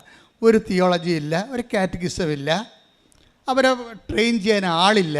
പക്ഷേ ക്രിസ്തു ദൈവമാണെന്നുള്ളതിനെക്കുറിച്ച് അവരാരും പഠിപ്പിക്കാതെ തന്നെ ദൈവം നേരിട്ട് പഠിപ്പിച്ചിട്ടുള്ള അനുഭവങ്ങൾ പഠിപ്പിച്ചിട്ടുള്ള ഒരു സമൂഹം ഇവിടെ രൂപപ്പെട്ട് വന്നിട്ടുണ്ട്. നമ്മളുടെ ലക്ഷ്യമെന്ന് പറയുന്നത് എന്താണ്? ക്രിസ്തുവിനെ അറിയാത്തവരെ അറിയിക്കുക, അറിഞ്ഞവരെ ആഴപ്പെടുത്തുക. കൃപാസനം പണ്ട് കടലിൽ കൺവെൻഷൻ നടത്തുമ്പോഴും നോട്ടീസ് ഞാൻ എഴുതിയിരുന്നതാണ്, ക്രിസ്തുവിനെ അറിയാത്തവരെ അറിയിക്കുക, അറിഞ്ഞവരെ ആഴപ്പെടുത്തുക. മിഷനാണ് സാധനം, മിഷനാണ് സംഭവം. അപ്പോൾ ഈ മിഷനാണെന്ന് തോന്നിക്കഴിഞ്ഞാൽ ഇതിനൊരു അനോയിൻറ്റിങ് കിട്ടും. ഇപ്പോൾ ഈ ഗീതയുടെ അനോയിൻറ്റിങ് എന്താ? ഈ പത്രം വണ്ടിയെ കയറിക്കഴിഞ്ഞാൽ ഇവൾ പറയണത്, വണ്ടിയെ ഉള്ള കാശ് പെട്രോൾ അടിക്കും, എന്തുമാത്രം ദൂരം പോകാം അത്രയും പോകാൻ വേണ്ടി ഞാൻ ആശിക്കും. എന്താ കാര്യം? അത്രയും ദൂരത്ത് പോയി ദൂരം വരെ പോയി പ്രത്യക്ഷീകരണ പ്രാർത്ഥന ചൊല്ലാം, തിരിച്ച് അത്രയും ദൂരത്ത് പോയി കർത്താവിൻ്റെ വചനം വിളമ്പിക്കൊടുക്കാം എന്ന് പറയുമ്പോൾ ഇത് കുറേ നാളായി കഴിയുമ്പോൾ ഇവൾ ഇതിൻ്റെ അകത്ത് ഇൻവെസ്റ്റ് ചെയ്യണ ദൈവസ്നേഹമാണ്. പറഞ്ഞു മനസ്സിലായേ? നിങ്ങളതിൻ്റെ ടെക്നിക്ക് മനസ്സിലാക്കണം. ഇതിൻ്റെ അകത്ത് ഇൻവെസ്റ്റ് ചെയ്യണത് സാങ്കേതികമായ ജ്ഞാനമല്ല, പ്യുവർ ലവ് ഓഫ് ഗോഡാണ് ഇൻവെസ്റ്റ് ചെയ്യണത്. അവരതിൻ്റെ ഏവിയേഷനുമായിട്ടാണ് ഓടിക്കണത് ഈ സംഭവം. പ്യുവർ ലവ് ഓഫ് ഗോഡ് കർത്താവിൻ്റെ പുറത്തുള്ള സ്നേഹത്താലാണ്. അല്ലാതെ ഉടമ്പടി എടുത്തു, എനിക്ക് ഇന്ന വിഷയം, എന്നിട്ട് ഞാൻ റിസൾട്ട് വരുമ്പോൾ അവരെ വിളിച്ച് ചോദിച്ചു, ഇവരെ വിളിച്ച് ചോദിച്ചു, എന്നിട്ട് അവർക്ക് കിട്ടിക്കഴിയുമ്പോൾ ഞാനും ഉടമ്പടി എടുത്തില്ല, എന്നിട്ട് പിന്നെ എനിക്കെന്താ കിട്ടാഞ്ഞത്, ദൈവം എനിക്കെന്താ തരാഞ്ഞത്, എന്നിട്ട് പിന്നെ മോന്തയും കയറ്റി, പിന്നെ നിങ്ങളുടെ പ്രേക്ഷിത പ്രവർത്തനത്തിൻ്റെ അളവ് കുറഞ്ഞ്, പിന്നെ നിങ്ങളുടെ പ്രാർത്ഥനയുടെ എരിവ് കുറഞ്ഞ്, അങ്ങനെയൊക്കെ ഒത്തിരിയേറെ പരീക്ഷണങ്ങൾ ഇതിൻ്റെ അകത്തുണ്ട്. അവിടെയൊക്കെയാണ് ഗീതാകുമാരിയെ പോലെയുള്ളവർ നമുക്ക് ഭയങ്കര ഒരു മാതൃകയായിട്ട് വരണത്. എന്താ കാര്യം വെച്ച് കഴിഞ്ഞാൽ മുമ്പും പിറകും നോക്കാതെ ദൈവത്തിനെ തന്നെ നോക്കിക്കൊണ്ട് തൻ്റെ ജീവിതത്തിൻ്റെ അവസ്ഥകളെ, ഇപ്പോൾ രാത്രി ഭർത്താവ് എഴുന്നേറ്റ് നടക്കുന്ന ഉറക്കമനിയില്ല കൽക്കട്ടയിൽ നാളെ ഇൻ്റർവ്യൂ ആണ്. ബയോമെട്രിക്സ് കഴിഞ്ഞിട്ട് പിന്നെ ഇൻ്റർവ്യൂ വരുവരെ, ഇൻ്റർവ്യൂ ആണ് എല്ലാവരും വിഷമിക്കുക. എൻ്റെ ഇൻ്റർവ്യൂവിന് 10-60 പേരുണ്ടായിട്ട് 4-5 പേർക്കാണ് അവർ അക്സെപ്റ്റ് ചെയ്തത്. US ഇൻ്റർവ്യൂ ഭയങ്കര പ്രയാസമാണ്. അവർ വല്ലാത്ത ചോദ്യങ്ങളൊക്കെ ചോദിക്കും. ദൈവം അവിടെ വന്ന് എന്തെങ്കിലും ഒരു ദൈവത്തിനറിയാമല്ലോ വാട്ട് ഈസ് ഹാപ്പനിങ് എന്നറിയാമല്ലോ. അപ്പോൾ എന്നെ ഇൻ്റർവ്യൂ ചെയ്യാതിരുന്നുള്ള അമേരിക്കനായിരുന്നു. അപ്പോൾ അമേരിക്കൻ ഇൻ്റർവ്യൂ ചെയ്യേണ്ട സമയത്ത് എന്നെ സഹായിച്ച് ശരിക്കും പറഞ്ഞാൽ ദൈവം എന്നെ ഇൻ്റർവ്യൂ ചെയ്തിരുന്നെങ്കിൽ എന്തെങ്കിലും കുന്താണ്ടൊക്കെ പറഞ്ഞ് ചിലപ്പോൾ കിട്ടാമെന്ന് പോയേനെ. അപ്പോൾ എന്താ വെച്ച് കഴിഞ്ഞാൽ എൻ്റെ 160 ഫോം കാണാതെ പോയി. ഞാൻ ടെൻഷൻ അടിച്ചു, ജപമാല അപ്പോഴെന്താ സംഭവിച്ചിരിക്കണത്? അത്ര എന്നെ മാറ്റി നിർത്തിയില്ലേ അവർ. ആ മാറ്റി നിർത്തിയ സമയം കൊണ്ട് ആ വെള്ളക്കാരൻ്റെ ടേൺ കഴിഞ്ഞു പോയി. ഞാൻ ചെല്ലുമ്പോൾ അയാൾ എഴുന്നേറ്റ് പോയിട്ടൊരു നീഗ്രോനെ പിടിച്ച് അവിടെ ഇരുത്തി, ഒരു ബ്ലാക്കിനെ പിടിച്ച് അവിടെ ഇരുത്തി. ബ്ലാക്ക് വളരെ ഫ്രണ്ട്ലി ആയിരുന്നു ശരിക്കും പറഞ്ഞാൽ. അപ്പോൾ എനിക്ക് മനസ്സിലായി എന്നെ എന്തുകൊണ്ടാണ് കർത്താവ് മാറ്റി നിർത്തി. 160 ഫോം എടുത്ത് മാറ്റിയിട്ട് എന്നെ മാറ്റി നിർത്തിയത് അയാളെ ചേഞ്ച് ചെയ്യാൻ വേണ്ടിയാണ്, ഷിഫ്റ്റ് ചെയ്യാൻ വേണ്ടി. അതായത് ഇതിൻ്റെ അകത്ത് ഒത്തിരി കളികളുണ്ട് മക്കളെ. ദൈവം നമ്മളിങ്ങനെ എവിടെയോ അനന്തമായ ദീപ്തിപുരത്തെ വാണരുളുന്ന അബ്സ്ട്രാക്റ്റ് പ്യുവർ ആക്റ്റായിട്ട് ഇരിക്കുകയല്ല. കൃപാസനത്തിൽ വരുന്ന ഉടമ്പടിയുടെ ദൈവം എന്ന് പറയുന്നത് ഇൻ്റർപേഴ്സണൽ റിലേഷൻഷിപ്പിന് ഏതറ്റം വരെയും പോണ ആളാണ്. I come with you wherever you go എന്ന് പറഞ്ഞതിൻ്റെ അർത്ഥം എന്താ? നീ എവിടെ പോയാലും നിന്നോട് കൂടെ ഞാൻ ഉണ്ടായിരിക്കും എന്ന് പറഞ്ഞാൽ ചെയ്താൽ നമ്മുടെ ഈച്ച് ആൻഡ് എവറിത്തിങ്സിനെ നമ്മുടെ കൂടെ അങ്ങ് വരികയാണ്. അത് ഗീതാകുമാരി പറയും, ഇവിടെ മനുഷ്യ താനെന്തിന് വിറക്കണേ, ഞാൻ കിടന്ന് ഉറങ്ങണം കണ്ടില്ലേ. അതാ വിഷയം. അയാൾക്ക് നാളെ ഇൻ്റർവ്യൂ ആണ്. ഭർത്താവ് വേർപ്പ് കൊണ്ട് എഴുന്നേറ്റ് എന്ത് ചോദിക്കും, എന്ത് മറുപടി പറയും, എന്ത് ചോദിക്കും, എന്ത് മറുപടി പറയും എന്ന് വെച്ചാൽ ഈ മനുഷ്യൻ ഉറക്കമില്ല. ഗീത ഇടയ്ക്ക് കണ്ണ് തുറന്ന് നോക്കുമ്പോൾ ഈ മനുഷ്യൻ ഇരുട്ടത്ത് അങ്ങോട്ട് നടക്കണം കാണാം കൽക്കട്ടയിൽ ലോഡ്ജിൽ. അപ്പം ഇവിടെ മനുഷ്യൻ താൻ കിടന്ന് ഉറങ്ങ്, ഞാൻ കിടന്ന് ഉറങ്ങണം കണ്ടില്ലേ, ഒന്നും ചോദിക്കില്ല, അമ്മ നമുക്കിത് തരും. ഇതാണ് അഭിഷേക വിശ്വാസം എന്ന് പറയണത്. എന്നുവെച്ചാൽ സ്വന്തം ഭർത്താവ് വേർത്തൊലിച്ച് അങ്ങോട്ടും ഇങ്ങോട്ടും എന്ത് പറയും, എന്ത് ചോദിക്കും, എങ്ങനെ വരുമെന്ന് അറിയാൻ പല വിഷമിച്ച് കിടക്കുമ്പോൾ ഭാര്യ കിടന്ന് കൂളായിട്ട് കിടന്ന് ഉറങ്ങും. ഇതാണ് അനോയിൻറ്റഡ് ഫെയ്ത്ത് എന്ന് പറയുന്നത്. ഒന്നും എന്നിട്ട് അയാൾ പറയും, അമ്മയല്ലേ തേറ്റിക്കണം, നമ്മളല്ലല്ലോ, അമ്മ അവിടെ ഇൻ്റർവ്യൂവിന് ഉണ്ടാകത്തില്ലേ, പിന്നെ എന്താണ്, താഴെ പണി ചെയ്യും, ഈ കാശൊരു എൻ്റെ കയ്യിൽ ഇരിക്കട്ടെ, രാവിലെ എഴുന്നേക്കാൻ പറയും ഈ കാശിരിക്കട്ടെ, എന്നിട്ട് പോക്കറ്റിൽ താൻ ഇങ്ങനെ പിടിച്ചാൽ മതി, ഇപ്പോൾ താൻ കൈയെടുക്കരുതെന്ന് പറയും. താൻ കൈയെടുക്കരുത്, എൻ്റെ കൂടെ വന്നാൽ മതി, ഇൻ്റർവ്യൂവിന് പോവുകയാണ്, എൻ്റെ കൂടെ വന്നാൽ മതി. ഈ വിശ്വാസം കൈമാറണം കണ്ടില്ലേ. ഇയാൾക്കാണെങ്കിൽ വിശ്വാസം ഇല്ല, ഇയാൾ ഇവിടെ വന്നതിൻ്റെ അകത്ത് കയറത്തില്ല, ആൾക്കാർ കൂടണ പുള്ളിക്ക് അരിശവാ. അതുകൊണ്ട് ഒരിക്കലും അച്ഛനെ കാണാൻ പറ്റുകയില്ലെന്ന് എനിക്കറിയാം. കാര്യം അച്ഛൻ്റെ ഇവിടുത്തെ എപ്പോഴും ആൾക്കാരുണ്ടാകത്തില്ല, അപ്പോൾ ഇയാൾ വരത്തില്ലെന്ന് എനിക്കറിയാം. പക്ഷേ എന്നിട്ട് ഇയാൾ ഇൻ്റർവ്യൂവിന് പോയി ക്യൂ നിൽക്കുമ്പോൾ ഇവൾ കൂളായിട്ട് എന്തും പറയാം, എന്തും മറുപടി പറയാൻ വേണ്ടി റെഡിയായിട്ട് അവൾക്ക് ആന്തരികമായ ധൈര്യം കിട്ടിയിട്ടുണ്ട്, അഭിഷേകം കിട്ടിയിട്ടുണ്ട്. അപ്പോൾ അവൾ അവർ പ്രശ്നമില്ല. നോക്കുമ്പോഴുണ്ട് ഭർത്താവ് നോക്കിയപ്പോൾ ഭർത്താവ് നെഞ്ചത്ത് കൈയും വെച്ചുകൊണ്ട് പുറകെ നിൽക്കുകയാണ് കൂളായിട്ട്. അപ്പോൾ ഉടനെ മാതാവേ അപ്പോൾ അവത്തിന് നിപ്പ് കണ്ട, വെളുപ്പിനെ ഞാൻ പറഞ്ഞതാണ് നെഞ്ചത്തുനിന്ന് കൈയെടുക്കരുതെന്ന്. അയാളെ കൈയെടുത്തിട്ടില്ല കേട്ടാ. അയാൾക്കെങ്ങാനും തോറ്റുപോയാൽ നിനക്കാണ് എൻ്റെ കുഴപ്പമെന്ന് പറയും. ഞാൻ പറയാനുള്ള പറഞ്ഞിട്ടുണ്ട്. എന്ത് രസമാണ് അത്. അയാളെ ഭർത്താവിനോട് പറഞ്ഞ് നെഞ്ചത്തുനിന്ന് കാശ് വിട്ടിട്ട് നെഞ്ചത്തുനിന്ന് കൈയെടുക്കാതിരുന്നാൽ മതിയെന്ന് പറഞ്ഞ്. അപ്പോൾ അയാളതനുസരിച്ച് അയാൾ ഇൻ്റർവ്യൂവിന് ഈ ക്യൂവിൽ നോക്കുമ്പോഴുണ്ട് ആ പാവപ്പെട്ടവൻ ഇങ്ങനെ നെഞ്ചത്ത് കൈയും വെച്ചുകൊണ്ടിരിക്കുകയാണ്, കാശുരം വെച്ച് അവനെ പൊത്തി പിടിച്ചുകൊണ്ടിരിക്കുകയാണ്. അപ്പോൾ ഉടനെ ഗീത നോക്കിയപ്പോൾ ഭർത്താവ് നെഞ്ചത്ത് കൈ വെച്ചുകൊണ്ടിരിക്കണ കാണുന്നു. ഉടനെ മാതാവിനോട് അവൾ പറയുന്നത്, കണ്ട ആ മനുഷ്യൻ മാറി, നിന്നെ വിശ്വസിക്കുന്നുണ്ട്, ഇനിയിപ്പോൾ നീ എങ്ങാനും അവനെ കൈവിട്ടാൽ പിന്നെ എനിക്ക് നിലനിൽപ്പില്ല വരുമെന്ന് പറഞ്ഞു. അതാണ് പ്രാർത്ഥന, അതാണ് ആത്മബന്ധത്തിൻ്റെ പ്രാർത്ഥന എന്ന് പറയണത്. ദൈവത്തോട് ഇങ്ങനെ അങ്ങോട്ട് സംസാരിക്കാൻ തോന്നണം. പ്രയർ ലൈഫിൻ്റെ പോക്ക് കണ്ടില്ലേ, ആ മനുഷ്യൻ അതുപോലെ കേട്ട് അയാളോടൊരു ചോദ്യം ചോദിച്ചില്ല, ടേക്ക് വാക്ക് ഓവറായി, ഒരു കുഴപ്പമില്ല, അയാൾ ജയിച്ചു. എന്ന് വെച്ച് കഴിഞ്ഞാൽ ഭാര്യയെ ഇൻ്റർവ്യൂ ചെയ്യിച്ചു. അപ്പം ഞാൻ തന്നെ ഈ സാക്ഷ്യം കേട്ട് വാപിളിച്ചു പോയി. കാര്യത്തിൽ കഴിഞ്ഞാൽ ഞാൻ ആ ക്യൂവിൽ നിൽക്കുമ്പോൾ ഒത്തിരി പേര് നിലയും വിളിച്ചുകൊണ്ട് ഫയലും തലയെ വെച്ചുകൊണ്ട് പോകണം ഞാൻ കണ്ടിട്ടുണ്ട്. ഇവർക്ക് എന്താണ് യോഗ്യത? ഇവർ സൗത്ത് കൊറിയയിൽ നിന്ന് പോകുന്ന ആൾക്കാരാണ്, ഇംഗ്ലണ്ടിൽ നിന്ന് പോകുന്ന ആൾക്കാരാണ്. പക്ഷേ ഇവർക്ക് എന്താ യോഗ്യത? ഇവരുടെ യോഗ്യത അനോയിൻറ്റഡ് ഫെയ്ത്താണ്, കറുപ്പില്ലാത്ത വിശ്വാസം. ഇവിടുന്ന് എന്താണ് പറഞ്ഞിരിക്കണത് അത് അവരുടെ രീതിയിൽ അങ്ങോട്ട് അതിനേക്കാൾ മെച്ചോട്ട് ചെയ്യും. നിങ്ങൾക്ക് ചിലർക്ക് പറ്റിക്കണ അബദ്ധം എന്താ അറിയാമോ? ഇവിടുന്ന് എന്ത് പറഞ്ഞാലും നിങ്ങളുടെ രീതി എന്ത് കുറച്ച് ചെയ്യാൻ പറ്റുമെന്നാണ് നോക്കണത്. അതാണ് പ്രശ്നം വേണ്ടത്. ഇപ്പോൾ ഞങ്ങൾ പറഞ്ഞ് പത്രം നിങ്ങളെല്ലാവരും ഓരോരുത്തരായിട്ട് പത്രം ആൾക്കാരുടെ കയ്യിലെത്തിക്കണം, വിശ്വാസപ്രമാണം ചെല്ലണമെന്ന് പറയും. അപ്പോൾ ചിലരാണെന്ന് പറഞ്ഞാൽ കയ്യിലെത്തിക്കണം എന്നല്ലേ അച്ഛൻ പറഞ്ഞുള്ളൂ, പള്ളിയുടെ വാതിക്കെ കൊണ്ട് വെച്ചാലും ആൾക്കാരുടെ കയ്യിലെത്തിക്കൊള്ളുമല്ല എന്ന് പറഞ്ഞുകൊണ്ട് നിങ്ങൾ അതിനകത്ത് വെള്ളം ചേർക്കും. നിങ്ങൾ വെള്ളം ചേർക്കുമ്പോൾ തന്നെ ദൈവവും നിങ്ങളുടെ കാര്യത്തിൽ വെള്ളം ചേർക്കും. കാര്യം എന്താ കാര്യം? അത് കർത്താവ് നയം വ്യക്തമാക്കിയിട്ടുണ്ട്. നിങ്ങൾ അളക്കുന്ന കോലുകൊണ്ട് തന്നെ നിങ്ങൾക്കും അതാണ് സംഭവം. ഈശോയുടെ ഒരു ഗുണം അത്. Take the word of God. ലൂക്ക 6:38. നിങ്ങൾ അളക്കുന്ന അളവ് കൊണ്ട് തന്നെ നിങ്ങൾക്കും അളന്ന് കിട്ടും. എന്ന് പറഞ്ഞ നിങ്ങൾ അളക്കുന്ന അളവ് കൊണ്ട് തന്നെ നിങ്ങൾക്കും അളന്ന് കിട്ടും. ഇതൊരു അപകടം പിടിച്ച പരിപാടിയാണ്. എന്ന് വെച്ചാൽ നമ്മൾ തിരിച്ച് ദൈവത്തിന് ഇപ്പം ആത്മവിശ്വാസി വന്നിട്ട് ഇതെങ്ങനെ ദൈവത്തിന് പണി കൊടുക്കാനേ നോക്കത്തുള്ളൂ. കൂട്ടുകാരുമായിട്ട് ഒരു ഉടമ്പടി എടുക്കും. ഉടമ്പടി എടുത്ത് വെച്ചാൽ പറയും, അപ്പം 4 പേരും കൂടിയാണ് വരുന്നത്.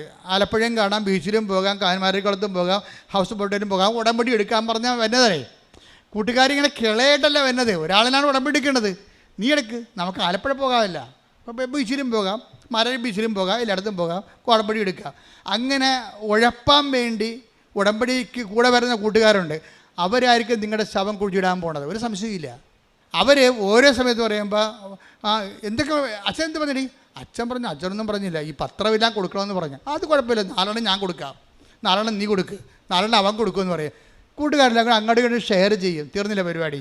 ഇപ്പം 4 പത്രമാണ് കൊടുത്തിരിക്കുന്നത്. ബാക്കിയെല്ലാം എന്താ ചെയ്തിരിക്കണേ, കുരങ്ങനെ കൊണ്ട് ചൂട് പായസം കോരിക്കണ പോലെ കണ്ടവനെ കൊണ്ട് എംബ്രാൻ്റെ വെട്ടത്ത് വാരിടത്താഴം.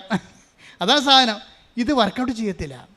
നിങ്ങളിങ്ങനെ ഉടമ്പടി ഡയലൂട്ട് ചെയ്യുമ്പോൾ ഉള്ള കുഴപ്പം വെച്ച് കഴിഞ്ഞാൽ നിങ്ങൾ അളക്കുന്ന അളവുകോല് കൊണ്ട് തന്നെ നിങ്ങൾക്കും അതാണ് സംഭവം. അത് കർത്താവ് നയം നേരത്തെ വ്യക്തമാക്കിയതാണ്. അതുകൊണ്ട് ഒരു കാരണവശാലും ദൈവത്തിന് പണി കൊടുക്കുന്ന രീതിയിൽ നിങ്ങൾ അഭ്യാസം കാണിക്കരുത്. ഉടമ്പടി ചെയ്യേണ്ടത് വെച്ചാൽ ഞങ്ങൾ 1 പറഞ്ഞാൽ നിങ്ങൾ 2 ചെയ്യണം. പ്രഭാഷകൻ അങ്ങനെ പറയണം. അവൻ 1 പ്രാവശ്യം എന്നോട് പറഞ്ഞു, ഞാൻ 2 പ്രാവശ്യം കേട്ടെന്ന്. Take the bed of God. സ്തുതിക്കട്ടെ. ഹല്ലേലൂയ, ഹല്ലേലൂയ, ഹല്ലേലൂയ, ഹല്ലേലൂയ. 62-ാം സങ്കീർത്തനം 11-ാം തിരുവചനം. സങ്കീർത്തനം 62:11. ദൈവം 1 പ്രാവശ്യം അരുൾ ചെയ്തു, 2 പ്രാവശ്യം ഞാനത് കേട്ടു, ശക്തി ദൈവത്തിൻ്റെതാണ്. മനസ്സിലായില്ലേ? ഇത് നിസ്സാര വചനമല്ല. ഇത് എന്താണ് പറഞ്ഞത്? ഒന്ന് വായിച്ചേ. ദൈവം 1 പ്രാവശ്യം അരുൾ ചെയ്തു. ദൈവം 1 പ്രാവശ്യം അരുളി ചെയ്തു. ദൈവം 1 പ്രാവശ്യം അരുൾ ചെയ്തു. 2 പ്രാവശ്യം ഞാനത് കേട്ടു.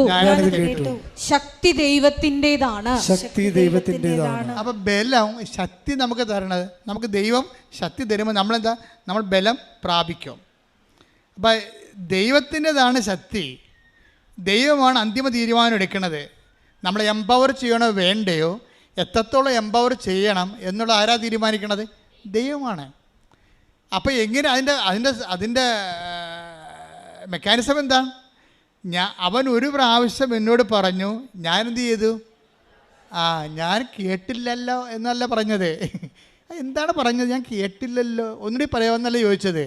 അവൻ 1 പ്രാവശ്യം എന്നോട് പറഞ്ഞു, ഞാൻ 2 പ്രാവശ്യം പറഞ്ഞതുപോലെയാണ് എടുത്തതെന്ന്. മനസ്സിലായില്ലേ? എൻ്റെ അർത്ഥം എന്താണ്? അവൻ 1 പ്രാവശ്യം എന്നോട് പറഞ്ഞു, 2 പ്രാവശ്യം ഞാൻ കേട്ടെന്ന് പറഞ്ഞാൽ അവൻ എന്നോട് 2 പ്രാവശ്യം പറഞ്ഞതുപോലെയാണ്. 1 പ്രാവശ്യം പറഞ്ഞപ്പോൾ ഞാൻ എടുത്തത്, അവൻ 2 പ്രാവശ്യം എന്നോട് പറഞ്ഞു എന്ന് വെച്ച് കഴിഞ്ഞാൽ അടിവരയിട്ട് പറഞ്ഞെന്നാ പ്രശ്നം. അടിവരയിട്ട് പറഞ്ഞതുപോലെ ഞാൻ കേട്ടു. അപ്പോൾ ദൈവവചനം ഇപ്പം നോക്കുക, ഉടമ്പടി എന്ന് പറഞ്ഞാൽ എന്താണ്? അവൻ പറയണത് പോലെ ചെയ്യുകയാണ് ഉടമ്പടി. അവൻ പറയണ പോലെ ചെയ്യുന്നതാണ്, ചെയ്തോളാവുന്നതാണ് നമ്മൾ ഉടമ്പടി ചെയ്യണത്. അവൻ പറഞ്ഞ പോലെ ചെയ്തോളാവുന്ന പറഞ്ഞത്. പക്ഷെ അവൻ പറയണത് എന്താണ്? അവൻ 1 പ്രാവശ്യം പറയുമ്പോൾ നമ്മളെന്ത് ചെയ്യണം?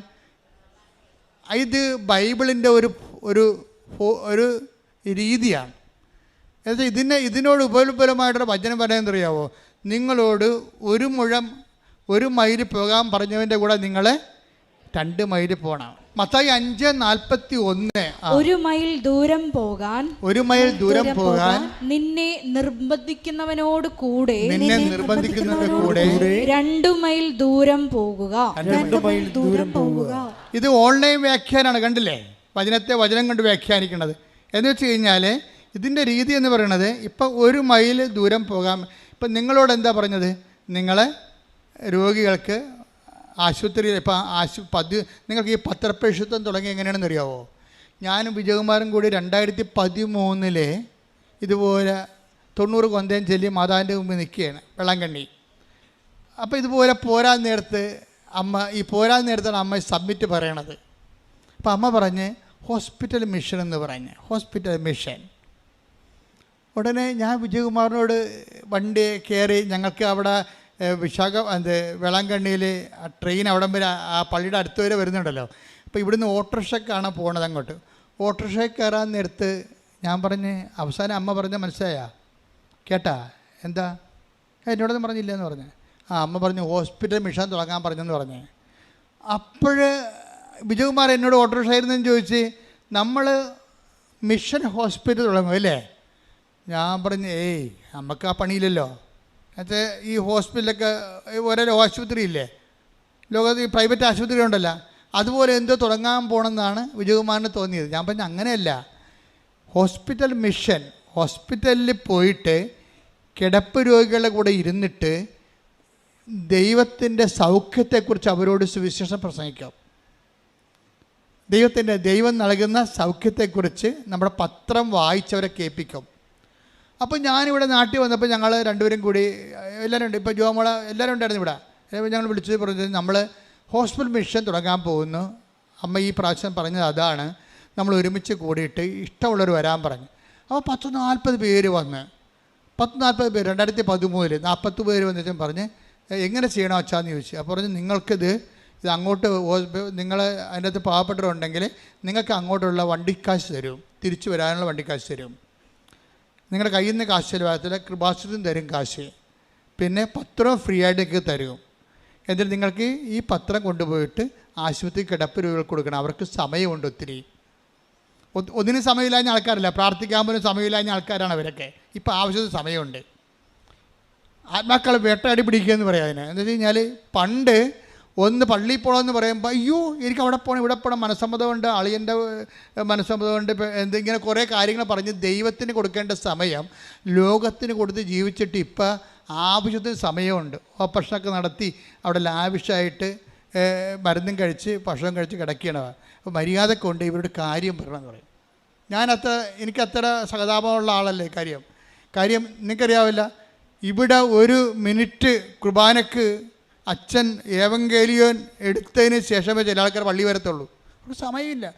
അത് അച്ഛൻ്റെ പ്രസംഗം തീർന്നു കഴിഞ്ഞിട്ട് പള്ളിയിൽ പോകാം, പള്ളി എത്തിയാൽ മതിയല്ല, പിന്നെ ഒരു 10-20 മിനിറ്റ് അവിടെ ഇരുന്നാൽ മതിയല്ല എന്ന് വിചാരിച്ചുകൊണ്ട് ഒന്നിനും സമയമില്ലാത്ത ആൾക്കാർക്കൊക്കെ ദൈവം 5-6 മാസമൊക്കെ ആശുപത്രി കിടക്കാൻ വേണ്ടി സമയം കൊടുത്തിരിക്കുകയാണ്.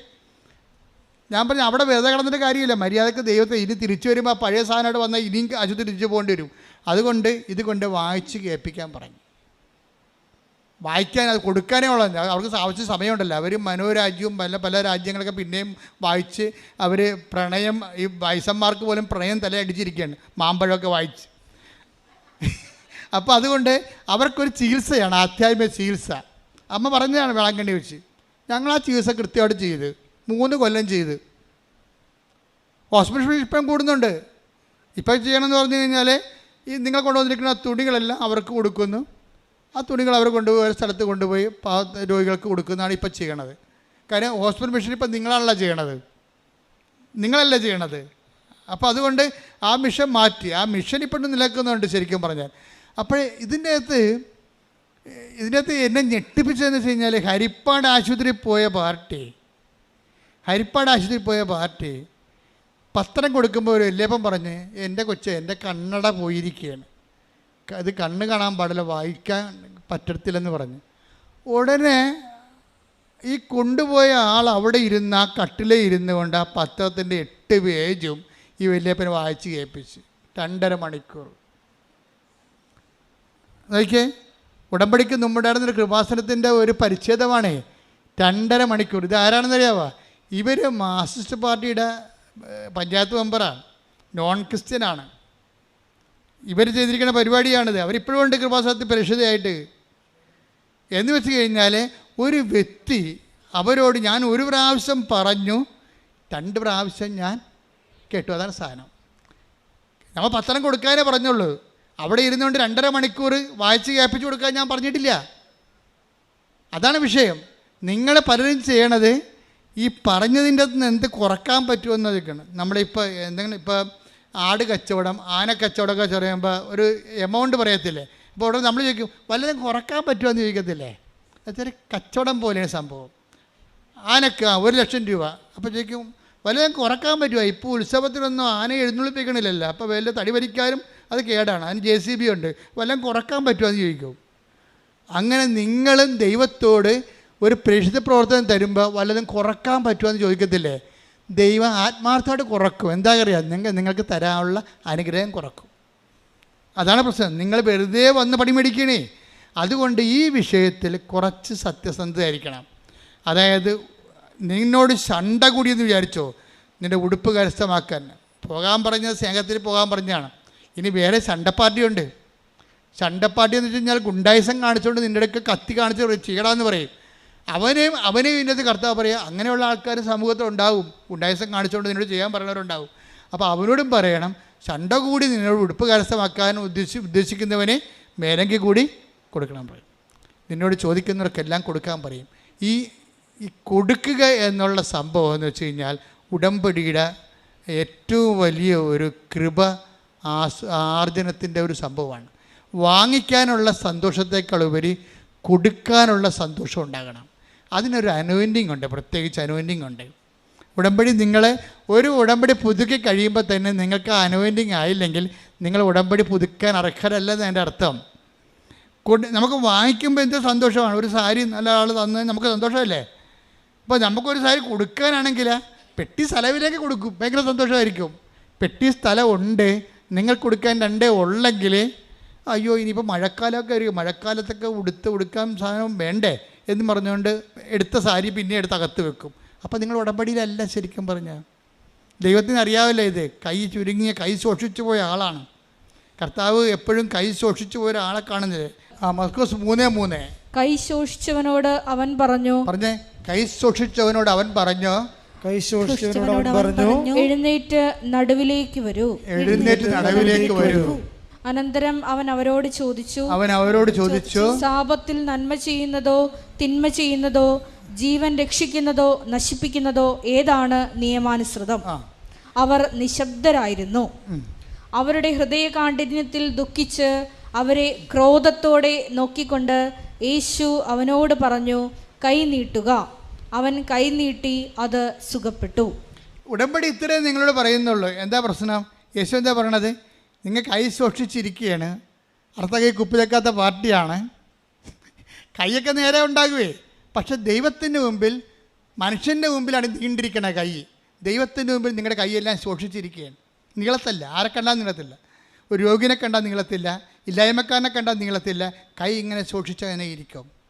ഇങ്ങനെ ആർക്കും ഒന്നും കൊടുക്കത്തില്ല. അർത്ഥയ്ക്ക് ഉപ്പ് ചേക്കാത്ത ആൾക്കാരോട് ദൈവം പറയും, കൈ നീട്ടുക. എന്താണ്? കൈ നീട്ടിയാണ് നമ്മൾ കൊടുക്കുന്നത്. ഉടമ്പടി കൊടുത്തുകൊണ്ട് നിൻ്റെ കൃപയുടെ നിലവാരം വർദ്ധിപ്പിക്കുന്ന ഒരു പദ്ധതി പ്രയോഗമാണ്. പ്രാർത്ഥിക്കുക, കർത്താവായ ദൈവമേ, മനുഷ്യന്മാർക്ക് ഒന്നും കൊടുക്കാതെ, ആവശ്യപ്പെട്ടവൻ ചോദിച്ചാലും കൊടുക്കാതെ എന്റെ കൈ സൂക്ഷിച്ചു പോയതായി നീ കണ്ടെത്തിയെങ്കില് ഉടമ്പടിയിലൂടെ എന്റെ സൂക്ഷിച്ച കയ്യെ, കൊടുക്കാത്ത കയ്യെ നീ സുഖപ്പെടുത്തിക്കൊണ്ട് നിന്റെ ദാനത്തിന്റെ, നിന്റെ ഔദാര്യത്തിന്റെ ആളായ്മയായി എന്നെ ഉയർത്തണമേ, എന്നെ വളർത്തണമേ.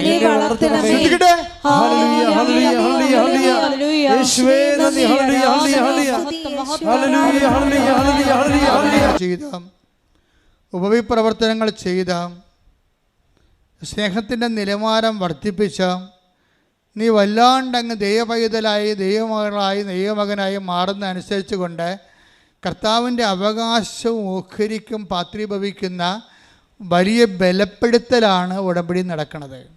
അതായത് ഉടമ്പടിയിൽ എന്താ ചെയ്യണമെന്ന് വെച്ച് കഴിഞ്ഞാൽ നിന്നെ ബലപ്പെടുത്തും, ദൈവം ബലപ്പെടുത്തും. ഇപ്പം ഗീതാകുമാരി എന്താ ചെയ്തത്? ഭർത്താവ് തളർന്നിട്ടും മനുഷ്യനെ കിടന്നുറങ്ങി, നാളെ മാതാവ് അവിടെ ഉണ്ടാവും ഇൻ്റർവ്യൂവിനെ എന്ന് പറഞ്ഞുകൊണ്ട് ബലപ്പെടുത്തുകയാണ്. ആരെ? അതാണ് ബലമെന്ന് പറയണത്. അങ്ങർക്ക് ഉറങ്ങാൻ പറ്റണില്ല. കാര്യം എന്താ? അങ്ങർക്ക് ബലമില്ല, വൈഫിൻ്റെ ബലമുണ്ട്. എന്താ അയാൾ ചോദിക്കണേ, അതെന്താ ഉറങ്ങാത്തതെന്ന് ചോദിക്കുക. അയാൾ പറയും, എടി നമ്മൾ വീട് വിറ്റിട്ടല്ലേ പോകുന്നത്, അപ്പോൾ ഇനി നമ്മൾ തിരിച്ച് നാട്ടിൽ ചെല്ലുമ്പോൾ ബയോമെട്രിക്സ് അല്ലേ ഇനി ഇൻ്റർവ്യൂ 19-ാം തീയതി അല്ലേ, അപ്പോൾ ഇനി 10 ദിവസം നമ്മൾ എവിടെ പോയി താമസിക്കും? അപ്പോൾ ഇവൾ പറയും, നമ്മൾ പോണില്ലല്ലോ, പിന്നെ എന്തിനാണ് താമസിക്കണത്? ഇത്തിരി കാശ് കയ്യിലുണ്ട്, ചെറിയ ഹോട്ടൽ വാങ്ങിച്ചിട്ട് എവിടെയെങ്കിലും ഒരു മുറി എടുത്തിട്ട് നമ്മൾ അവിടെ താമസിക്കും, വീട്ടിൽ പോകണില്ല, വീടില്ലല്ലോ നമുക്ക്, വീടില്ലല്ലോ എന്നൊക്കെ സിമ്പിളായിട്ട് പറയണേ. കാരണം വീട്ടിൽ പോകാൻ വീടില്ല, വീട് വിറ്റുപോയില്ലേ. അയാളാണെങ്കിൽ നിങ്ങളെടുത്ത് ഇറങ്ങണമെന്ന് പറയുമ്പോൾ ഇവൾ പറയും, ചേട്ടാ ഞങ്ങൾ വരും, ഞങ്ങളൊരു ഇൻ്റർവ്യൂവിൽ പോവുകയാണ്, വന്നിട്ട് ഉടനെ ഇറങ്ങിക്കൊള്ളാം. അപ്പോൾ അത്രയും പിടിച്ചെടുക്കത്തിലാണ് അയാൾ നിൽക്കണത്, വീട് എടുത്ത ആൾ നിൽക്കണത്. അപ്പോൾ ഇവർ ഈ മനുഷ്യൻ ചോദിക്കും, ഇടി നമ്മൾ വീട്ടിൽ തിരിച്ചു ചെല്ലുമ്പോഴേ നമുക്ക് വീടില്ലല്ല, നീ പണ്ടത്തെ ഓർമ്മയിലാണ് ഇരിക്കണത്. അല്ല, എനിക്കറിയാം, എനിക്ക് ഓർമ്മയുണ്ട്, നമുക്ക് വീടില്ല, നമ്മളിപ്പോൾ ഹോട്ടലിൽ താമസിക്കും. പിന്നെ ഇൻ്റർവ്യൂ ഇപ്പോൾ ഈ ഇതില്ലേ, ഇത് മാതാവ് ഇത്രയും നാൾ നമ്മൾ മാതാവിൻ്റെ കൂടെ നടന്നതല്ലേ, അപ്പം മാതാവ് ഇതോടുകൂടി നമ്മളെ രക്ഷിക്കുകയാണെന്ന് പറയും. ബലപ്പെടുത്തണം. എന്തൊരു ബലമാണ് ഈ സ്ത്രീക്ക് എന്ന് വെച്ച് കഴിഞ്ഞാൽ, ഭർത്താവിനെ സാധാരണ ഭർത്താക്കന്മാരാണ് ഭാര്യമാരെ ബലപ്പെടുത്തണം അല്ലേ, ഇതങ്ങനെ തിരിച്ച് ബലപ്പെടുത്തുകയാണ്. തിരിച്ച് ബലപ്പെടുത്തിയിട്ട് ഇവൾ പറയുവേ, ഞങ്ങൾക്ക് ജോലിയിലല്ല, ഞങ്ങൾ ഹോട്ടലിൽ ഒരു മുറിയെടുത്ത് അവിടെ താമസിച്ച്, എന്നിട്ട് ഞങ്ങൾക്ക് വഴിയൊന്നും അറിയാൻ പറ്റില്ല, കൽക്കട്ടയല്ലേ, എന്നെ വഴി അറിയാനാണ്, അതുകൊണ്ട് ഞങ്ങൾ ചുമ്മാ ഇറങ്ങി നടക്കും, ഒരു തിട്ടമൊക്കെ വെച്ച് ഇറങ്ങി നടക്കും. ഇറങ്ങി നടന്നിട്ട് കുറച്ചൊക്കെ നടന്നു വെച്ചും നടക്കണ്ട വെച്ചും ഒരു തിട്ടത്തിന് ഓട്ടോറിക്ഷയ്ക്ക് പോകാൻ കാശില്ല, അതുകൊണ്ട് നടക്കുകയാണ് പതിവ്. 10 ദിവസം തികച്ചെടുക്കണ്ടേ, അതുകൊണ്ട് അവിടെ താമസിക്കുകയാണ്. അതായത് ഇത്രയും ഈ 0 നിൽക്കുന്ന ആൾ ജീവിതത്തെ എന്ത് ധൈര്യമായിട്ട്, ഇതാണ് ബലമെന്ന് പറയണത്. എന്നിട്ട് ഞങ്ങൾ നടന്ന് കുറച്ച് ക്ഷീണിക്കുമ്പോൾ തിരിച്ചു നടക്കുമ്പോൾ ഞാൻ തിരിച്ച് വന്നുവെച്ചും എനിക്ക് ജോലി ഉണ്ടല്ലോ. അപ്പോൾ നമ്മളോർക്കും ഇവർക്ക് ജോലി എന്ത് ജോലിയാണ്, കൽക്കട്ട എന്ത് ജോലിയല്ല, അല്ല എനിക്ക് പ്രാർത്ഥിക്കണമല്ലോ എന്നും. അത് നമ്മളെ സാക്ഷ്യം കേൾക്കുമ്പോൾ രസമാണ് എനിക്ക്. അപ്പം ഞങ്ങൾ തിരിച്ചു വരുമ്പോൾ എനിക്ക് ജോലി ഉണ്ടല്ലോ, അയാൾക്ക് ജോലിയില്ല, എനിക്ക് ജോലിയുണ്ട്, എന്താ അപ്പം അവർക്ക് ഇവർക്ക് എന്ത് ജോലിയാണെന്ന് നമുക്ക് ചിന്തിച്ച് നോക്കുമ്പോൾ അടുത്ത് പറയും എനിക്ക് പ്രാർത്ഥിക്കണമല്ലോ എന്ന്. ഞാൻ 4 മണിക്കൂർ ഒരു ദിവസം പ്രാർത്ഥിക്കും. കാര്യം അതായത് ഞാൻ 4 മണിക്കൂർ ഒരു ദിവസം പ്രാർത്ഥിക്കും.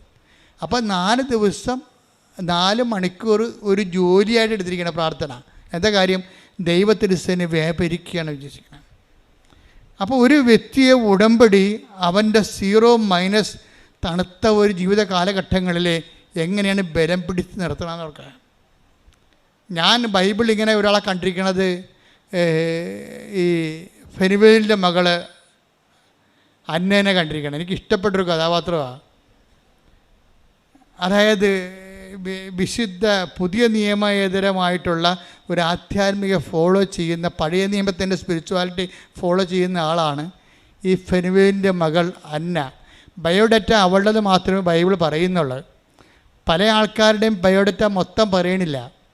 അന്ന എന്ന് പ്രവാചിയെക്കുറിച്ച് പറയുമ്പോൾ അവളുടെ റെസ്യൂം പറയുന്നുണ്ട്. എന്താണ്? അവൾ ഫനുവേലിൻ്റെ അസേർ ഗോത്രത്തിലുള്ളതാണ്, ഫനുവേലിൻ്റെ മകളാണ്, അവളുടെ പേര് അന്നയാണെന്ന് പറയും.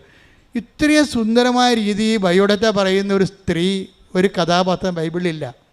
അവൾ അസേർ അവളെ കാണിക്കുമ്പോൾ തന്നെ ലൂക്കായുടെ ക്യാമറ ഇങ്ങനെ ഇവളിലേക്ക് വരുമ്പോൾ ഉടനെ കമൻട്രി പറയും, ഇവൾ അന്ന, ഇവളുടെ ഇരുട്ടത്തിരിക്കുകയാണ്, 84 വർഷം. ഫനുവേലിന്റെ പുത്രിയും ഫനുവേലിന്റെ പുത്രിയും ആശേർ വംശജയുമായ അന്ന എന്നൊരു പ്രവാചികയും അവിടെ ഉണ്ടായിരുന്നു. ഇവൾ കന്യകാപ്രായം മുതൽ 7 വർഷം ഭർത്താവിനോടൊത്ത് ജീവിച്ചു. 84 വയസ്സായ ഈ വിധവ ദേവാലയം വിട്ടുപോകാതെ രാപ്പകൽ ദൈവത്തെ സ്തുതിച്ചുകൊണ്ട് ഉപവാസത്തിലും പ്രാർത്ഥനയിലും കഴിയുകയായിരുന്നു. അതായത് ഓൾഡ് ടെസ്റ്റമെന്റ് സ്പിരിച്വാലിറ്റി എന്തുമാത്രം പവർഫുൾ ആയിരുന്നു എന്ന് അറിയണമെങ്കിൽ അതിൻ്റെ അകത്ത് യേശുവിൻ്റെ ഒരു സാന്നിധ്യം നമുക്കറിയാമല്ലോ. വചനം ആര് ജീവിച്ചാലും, അത് പഴയ നിയമമായാലും പുതിയ നിയമം ജീവിച്ചാലും യേശുവിൻ്റെ സ്പിരിച്വാലിറ്റി തന്നെ ജീവിക്കണത്. പിന്നെ അഡീഷൻ ഉള്ളതെന്ന് പറയണത് മുഴുവനും കർത്താവിൻ്റെ പുതിയ നിയമ കാലഘട്ടത്തിലേക്കുള്ള ഒരു അഭിഷേക ജനത്തിൻ്റെ ഒരു ദൈവരാജ്യത്തിൻ്റെ ഒരു പൗരൻ്റെ ആധ്യാത്മികതയിലേക്ക് ഇതിനെ കൺവേർട്ട് ചെയ്തിരിക്കുന്ന കുറച്ച് അപ്ഡേഷൻസ് ഈശോ വരുത്തിയിട്ടുണ്ട്. അതിൻ്റെ കൂടെ തന്നെയാണ് കുർബാനയുള്ളത്. അങ്ങനെയാണ് ഇത് പൂർണ്ണമാകുന്നത്. സാന്നിധ്യം, ദൈവത്തിൻ്റെ തനി സാന്നിധ്യം നിത്യതയ്ക്ക് ആഹാരമായി ഈശോ തന്നെ നൽകുന്ന ആ വെളിപാടുകളുടെ പൂർണ്ണതയിലേക്കാണ് ഈ കുർബാനയൊക്കെ വരണത് ശരിക്കും. പക്ഷേ എങ്കിലും ആദ്യകാലം ജീവിച്ച സ്പിരിച്വാലിറ്റി അത്ര മോശമല്ലായിരുന്നു. എന്താ കാര്യം? ഇവളുടെ ലൈഫ് നോക്കിക്കേ. ലൂക്ക 2:36 വായിക്കണം. ഇവൾ പറയണത്, ഇവളുടെ പ്രശ്നം അന്ന, അവൾക്ക് എത്ര വയസ്സുണ്ട്? 84 വയസ്സുണ്ട് അല്ലേ? 84 വയസ്സ്. 84 വയസ്സുള്ള ആളുടെ ജീവിതം എന്താ പറയണത്? ഇവൾ താരുണ്യം മുതൽ 12 വയസ്സിലല്ലേ, അപ്പം താരുണ്യം മുതൽ 7 വർഷം, ഇപ്പം 12 7 19 വർഷമാണ് ഇവൾ കുടുംബത്തിൽ ജീവിച്ചത്. 7-ാമത്തെ വർഷം ഭർത്താവ് മരിച്ചുപോയി. പിന്നെ എന്ത് പറ്റി? ബാക്കി 63-64 കൊല്ലം എന്താണ് ചെയ്തത്? 64 കൊല്ലം ഇവൾ എന്ത് ചെയ്ത്? അവൾക്ക് ജോലിയുണ്ട്. അതാണ് ഈ ഗീതാകുമാരിയുടെ സാക്ഷ്യം ഇവിടെ വരണേൻ്റെ കാര്യം. അവൾക്ക് ജോലിയുണ്ട്. എന്താ ജോലി അവളുടെ? 64 കൊല്ലം ഇവൾ ദേവാലയം വിട്ടുപോകാതെ കണ്ടാ ആ ദൈവത്തിൻ്റെ സാന്നിധ്യം. കർത്താവ് ഗുഡ് ബൈ പറയുമ്പോൾ അവരോട് പറയുന്ന വാക്കിതാണ്, നിങ്ങൾ Jerusalem take the word of God. അപ്പോസ്തല പ്രവർത്തനങ്ങൾ 1:4. അപ്പോസ്തല പ്രവർത്തനം 1:4. അവൻ അവരോടൊപ്പം ഭക്ഷണത്തിനിരിക്കുമ്പോൾ കൽപ്പിച്ചു. അപ്പം അവൻ അവരോടൊപ്പം ഭക്ഷണത്തിരിക്കുമ്പോൾ കൽപ്പിച്ചു, നിങ്ങൾ ജെറുസലേം വിട്ടുപോകരുത്, നിങ്ങൾ ജെറുസലേം വിട്ടുപോകരുത്. എന്നിൽ നിന്ന് നിങ്ങൾ കേട്ട പിതാവിന്റെ വാഗ്ദാനം കാത്തിരിക്കുവിൻ. അപ്പോൾ അതായത് എപ്പോഴും നമ്മളിങ്ങനെ ഒരു ഒറ്റപ്പെടുന്ന സാഹചര്യം ജീവിതത്തിൽ ഉണ്ടാകും. അപ്പോൾ ഒറ്റപ്പെടുന്ന സാഹചര്യം എന്ന് പറഞ്ഞാൽ ചിലപ്പോൾ ഒന്നും വർക്കൗട്ട് ചെയ്യത്തില്ല. ഇപ്പോൾ അപ്പോസ്തലന്മാർക്ക് എന്താ സംഭവിച്ചു? യേശു മരിച്ചു, ഉയർത്തെഴുന്നേറ്റു. അതുപോലെ തന്നെ ഈശോയുടെ ഫിസിക്കൽ പ്രസൻസ് അവർക്കില്ല, ഫിസിക്കൽ പ്രസൻസ് ഇല്ല. ഇപ്പോൾ നമ്മുടെ ഭർത്താക്കന്മാർ മരിക്കാം, മക്കൾ മരിക്കാം, ഭാര്യമാർ മരിക്കാം. അതെല്ലാം സ്വാഭാവികമായി ലോകത്ത് സംഭവിക്കാൻ സാധ്യതയുള്ളതാണ്. നിങ്ങളങ്ങനെ സംഭവിക്കത്തില്ല എന്ന് പറഞ്ഞിരുന്നുകൊണ്ട് സന്തോഷത്തോടെ ഇരിക്കുകയാണ്. പക്ഷേ സംഗതി സംഭവിക്കുമ്പോൾ ഉടനെ ഞങ്ങൾ പണം എടുക്കാൻ വരുമ്പോൾ പറയും, എൻ്റെ അച്ഛാ എന്നെയും കൂടി കൊണ്ടുപോയിക്കൊള്ളാൻ പറയും. അവർ വരുവാ? അവരത്തില്ല, അവരങ്ങനെ പറയണതേ ഉള്ളൂ. അപ്പോൾ ഇതിനൊക്കെ ഒരു പ്രിപ്പറേഷൻ എപ്പോഴും നല്ലതാണ്. ദൈവത്തെ ഭർത്താവിനെ മുൻനിർത്തിയ, ഭാര്യയെ മുൻനിർത്തിയ, മക്കളെ മുൻനിർത്തിയല്ല ജീവിതത്തെ കണക്ക് കൂട്ടേണ്ടത്. ദൈവത്തെ മാത്രം മുൻനിർത്തി കണക്കാക്കൂട്ടണം. ഇന്നല്ലെങ്കിൽ നാളെ എല്ലാവരും ഗുഡ് ബൈ പറഞ്ഞ് പിരിയാവുള്ള ആൾക്കാരാണ്. അതുകൊണ്ട് തന്നെ ദൈവത്തെക്കാൾ കൂടുതൽ ഇൻവെസ്റ്റ്മെൻറ്റ് ബന്ധങ്ങൾക്ക് കൊടുക്കരുത്, പണി കിട്ടാൻ സാധ്യതയുണ്ട്. മനസ്സിലായില്ലേ? ദൈവത്തെക്കാൾ ഇന്നല്ലെങ്കിൽ നാളെ എല്ലാവരും ഗുഡ് ബൈ പറഞ്ഞ് പിരിയേണ്ടതാണ്. അതുകൊണ്ട് തന്നെ നമ്മളത് ടേക്ക് ഫോർ ഗ്രാൻഡഡ് നേരത്തെ മനസ്സിൽ വിചാരിച്ചേക്കണം. അതുകൊണ്ടാണ് ഈശോ പറഞ്ഞത്, എന്നെക്കാൾ ഉപരി ഭർത്താവിനെയോ ഭാര്യയോ മക്കളെയോ വസ്തുവകളെ സ്നേഹിക്കുന്നവൻ എനിക്ക് യോഗ്യനല്ല. Take the word of God. ശ്രുതിക്കട്ടെ ഹല്ലേലൂയ. എന്റെ അടുത്ത് വരുന്ന ആർക്കും എന്റെ ശിഷ്യനായിരിക്കുവാൻ സാധിക്കുകയില്ല. യോഗ്യമില്ലെന്നാണ്. അതായത് ഇതിൻ്റെ അകത്ത് നമുക്കൊന്ന് അൾട്ടിമേറ്റോ എന്ന് പറഞ്ഞാൽ ഇത്തിരി കാർക്കശ്യമാണ് സംഭവം. ക്രിസ്തു ഇതിനേക്കാളെല്ലാം വലുതാണെന്നുള്ളതിൻ്റെ അത് നമ്മൾ തന്നെ അത് ദൈവത്തിന് മനസ്സിലാകണം. നമ്മൾ അങ്ങനെ ഒരു നിലവാരത്തിൽ എത്തിയിട്ടുണ്ട്, ഒരു ഡിറ്റാച്ച്മെൻറ്റിൽ എത്തിയിട്ടുണ്ടെന്ന്. ഇപ്പോൾ ഇവളുടെ പ്രശ്നം അത് തന്നെയാണല്ലോ. അതായത് ഇവൾ ആര് പറഞ്ഞാലും കേൾക്കത്തില്ല. എന്താ കാര്യം? അതിനേക്കാളെല്ലാം വലുതാണ് എൻ്റെ ദൈവം. ഇതാ വിഷയം. അതുകൊണ്ടാണ് എന്തെല്ലാം പറഞ്ഞാലും, കളിയാക്കിയാലും, ആക്ഷേപിച്ചാലും, വഴക്കിട്ടാലും ഒന്നും അവൾ ഫീൽ ചെയ്യത്തില്ല. എന്താ കാര്യം? ഇവൾ ചെയ്യുന്ന ഇവൾ അത്രയും കർത്താവുമായിട്ട് അറ്റാച്ച്ഡ് ആണ്. അതുകൊണ്ടാണ് ഇവൾക്ക് പ്രത്യാശ ലഭിക്കുന്നതിൻ്റെ കാരണം. ഭർത്താവിനെ പോലും പ്രത്യാശയിൽ ഇങ്ങനെ ബലപ്പെടുത്തി നിർത്തിക്കൊണ്ടിരിക്കുന്ന ഇയാൾ. അതായത് ഈ ആധ്യാത്മിക ഈ ഉടമ്പടി ഉണ്ടാകുന്നൊരു ഗുണം അതാണ്. ഉടമ്പടി സത്യസന്ധമായിട്ടാണ് നിങ്ങൾ ചെയ്യണമെങ്കിൽ അതിലുപയോഗിക്കേണ്ട ഒരു സൊല്യൂഷൻ ലവ് ഓഫ് ഗോഡാണ്. ഇപ്പോൾ എന്താ പ്രശ്നം വെച്ച് കഴിഞ്ഞാൽ, നമുക്ക് ചില അനുഗ്രഹങ്ങൾ ലഭിക്കാൻ വേണ്ടി തൽക്കാലത്തേക്ക് ദൈവമായിട്ട് ഒരു ചരഞ്ഞ സ്നേഹം ഉണ്ടാക്കിയെടുക്കും നിങ്ങൾ. ഞാൻ അതങ്ങനെ വിളിക്കാൻ ആഗ്രഹിക്കുന്നത്. ചരഞ്ഞതെന്നൊക്കെ പറഞ്ഞത് പല വലിയപ്പന്മാർ പറയുന്ന മലയാളമാണ്. വെച്ച് കഴിഞ്ഞാൽ അതായത് നമ്മൾക്ക് തൽക്കാലത്തേക്ക് ഒരു ആനുകൂല്യം നേടിയെടുക്കാൻ വേണ്ടി ദൈവത്തോട് നമ്മൾ കാണിക്കുന്ന ഒരു സ്നേഹമാണ്. അവിടെ എവിടെയെങ്കിലും നമ്മളെ പ്രതീക്ഷയ്ക്കൊത്ത് നമ്മുടെ അനുഗ്രഹം കിട്ടുന്നില്ല എന്നുണ്ടെങ്കിൽ ശരിക്കും നിങ്ങളുടെ തനി നിറം നിങ്ങളെ പുറത്തെടുക്കും. ഒന്ന് നിങ്ങളെ പ്രാർത്ഥിക്കാൻ മടിക്കും, അല്ലെങ്കിൽ കിടന്ന് ഉറങ്ങും. മനസ്സിലായില്ലേ? അതുപോലെ തന്നെ നിങ്ങളെ ഉടമ്പടി പ്രാർത്ഥനയുടെ സമയം തെറ്റിക്കും, അല്ലെങ്കിൽ പ്രേക്ഷിത പ്രവർത്തനം തെറ്റിക്കും. അങ്ങനെ ഒത്തിരിയേറെ. അതായത് നിങ്ങൾ പ്രാധാന്യം കൊടുക്കുന്നത് ദൈവത്തിനല്ലെന്ന് ദൈവം തന്നെ നിങ്ങളെ കൊണ്ട് പറയിപ്പിക്കും. അത് ഈ മൂക്ക് കൊണ്ട് ഇങ്ങനെ ഇമ്മറ ഇക്ര എന്നൊക്കെ വരപ്പിക്കും നമ്മൾ. അഭ്യാസം കാണിച്ചാൽ അപ്പം വരപ്പിക്കും സാധനം. കാരണം ദൈവത്തിന് അറിയാം ഇത് ചുമ്മാ. ഇപ്പം ചില പിള്ളേർ കണ്ടില്ലേ, പിള്ളേർ കാണുമ്പോൾ ഇപ്പോൾ നമ്മൾ പഠിക്കൽ അപ്പന്മാരെത്തുമ്പോൾ തന്നെ അമ്മയുടെ മടി ഇരുന്ന കുഞ്ഞുങ്ങളായിരിക്കും അവിടെ ഷഡ്ഡി പോലും ഇല്ലാതെ ഓടി അപ്പാ എന്നും പറഞ്ഞ് ഓടിച്ചെല്ലും കുഞ്ഞുങ്ങൾ 2 വയസ്സുള്ള. ഞാൻ എപ്പോഴും പറയുന്ന ഒരു ഉദാഹരണമാണത്. അപ്പോൾ അപ്പനും പറഞ്ഞാൽ പൊട്ടനാണല്ല. അപ്പം പറയും എൻ്റെ കുഞ്ഞ് അമ്മയുടെ മടി ഇരുന്നിട്ട് പോലും എന്നെ കണ്ടപ്പോൾ ഓടി വന്നല്ല എന്ന് ഓർക്കും. അതിൽ ഓടി സിംഗിൾ വാടാകുമ്പോൾ ഈ സാധനത്തിൽ പൊക്കിയെടുത്ത് താഴെ വെക്കും, പിന്നെ കാണത്തില്ല. ഇതിനാ എന്താ കാര്യം, അപ്പൻ്റെ കയ്യിൽ നിന്ന് ഓറഞ്ച് അടിച്ചുകൊണ്ട് അവൻ പോയി. അതാണ് അവൻ ആ ഓറഞ്ച് കണ്ടിട്ട് തുള്ളണതാണ് ശരിക്കും പറഞ്ഞാൽ. അപ്പനോട് സ്നേഹം ഉണ്ടായിട്ടൊന്നുമല്ല. ഇത് ദൈവത്തിന് അറിയാം. ഈ IELTS വേണ്ടിയും കാനഡ PR വേണ്ടിയാണ് തുള്ളണമെന്ന് അറിയാം. ഈ ദൈവത്തിൻ്റെ ഐഡിയ മാറ്റിയെടുക്കണം നിങ്ങൾ. പറഞ്ഞാൽ മനസ്സിലായില്ലേ? ഇപ്പം മനസ്സിലായില്ലേ? പച്ച മലയാളത്തിൽ മനസ്സിലായില്ലേ? ദൈവത്തിന് നിങ്ങളെക്കുറിച്ച് അസസ്മെൻ്റ് ഉണ്ട്, ഇത് മാറ്റിയെടുക്കണം. എന്നിട്ട് ദൈവത്തിന് പറയണം, എനിക്ക് നീയാണ് വലുത്, എൻ്റെ ജോലിയേക്കാളും എൻ്റെ ജീവനേക്കാൾ വലുത് നീയാണ് എന്ന് പറഞ്ഞ്. എൻ്റെ ദൈവമേ, എൻ്റെ ദൈവമേ, എൻ്റെ ജോലിയേക്കാളും ജീവനേക്കാളും എനിക്ക് നീയാണ് വലുത്. നിനക്ക് വേണ്ടി ജീവിക്കാൻ പരീക്ഷണ കാലഘട്ടത്തിൽ നിന്റെ ഉടമ്പടിയോട് വിശ്വസ്തത പാലിക്കാൻ. ഈ വിധവയുടെ സ്പിരിച്വാലിറ്റി, ആധ്യാത്മിക ബന്ധങ്ങളെ കുറിച്ച് പറയണത് എന്താണെന്നറിയാവോ? എന്താ പറഞ്ഞിരിക്കണത്? അവൾ ഒന്ന് ദേവാലയം വിട്ടുപോകാതെ, പിന്നെ എന്ത് ചെയ്ത് കർത്താവിൻ്റെ സാന്നിധ്യം, പ്രാർത്ഥനാ ജീവിതം വിട്ടുപോകാതെ. ഭർത്താവില്ല. പിന്നെ എന്താ പറയണത്?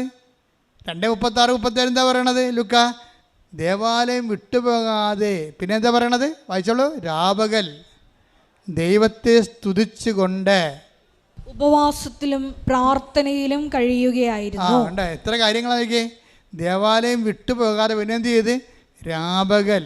പിന്നെ എന്ത് ഏറ്റു പറഞ്ഞ? ദൈവത്തെ സ്തുതിച്ചുകൊണ്ട്. അപ്പൊ എന്തിനാണ് ദൈവത്തെ സ്തുതിച്ചത് ഇവള്? അതാണ് എന്തിനാണ് ഇവള് സ്തുതിച്ചത്? ഭർത്താവിനെ നേരത്തെ വിളിച്ചതിനാണ് സ്തുതിച്ചത്. അതാ മക്കൾ ആരെയും കൊടുക്കാഞ്ഞുകൊണ്ടാണ് സ്തുതിച്ചത്. ഇവക്ക് എന്താ ദൈവം കൊടുത്തത്? മക്കളെ കൊടുത്തില്ല.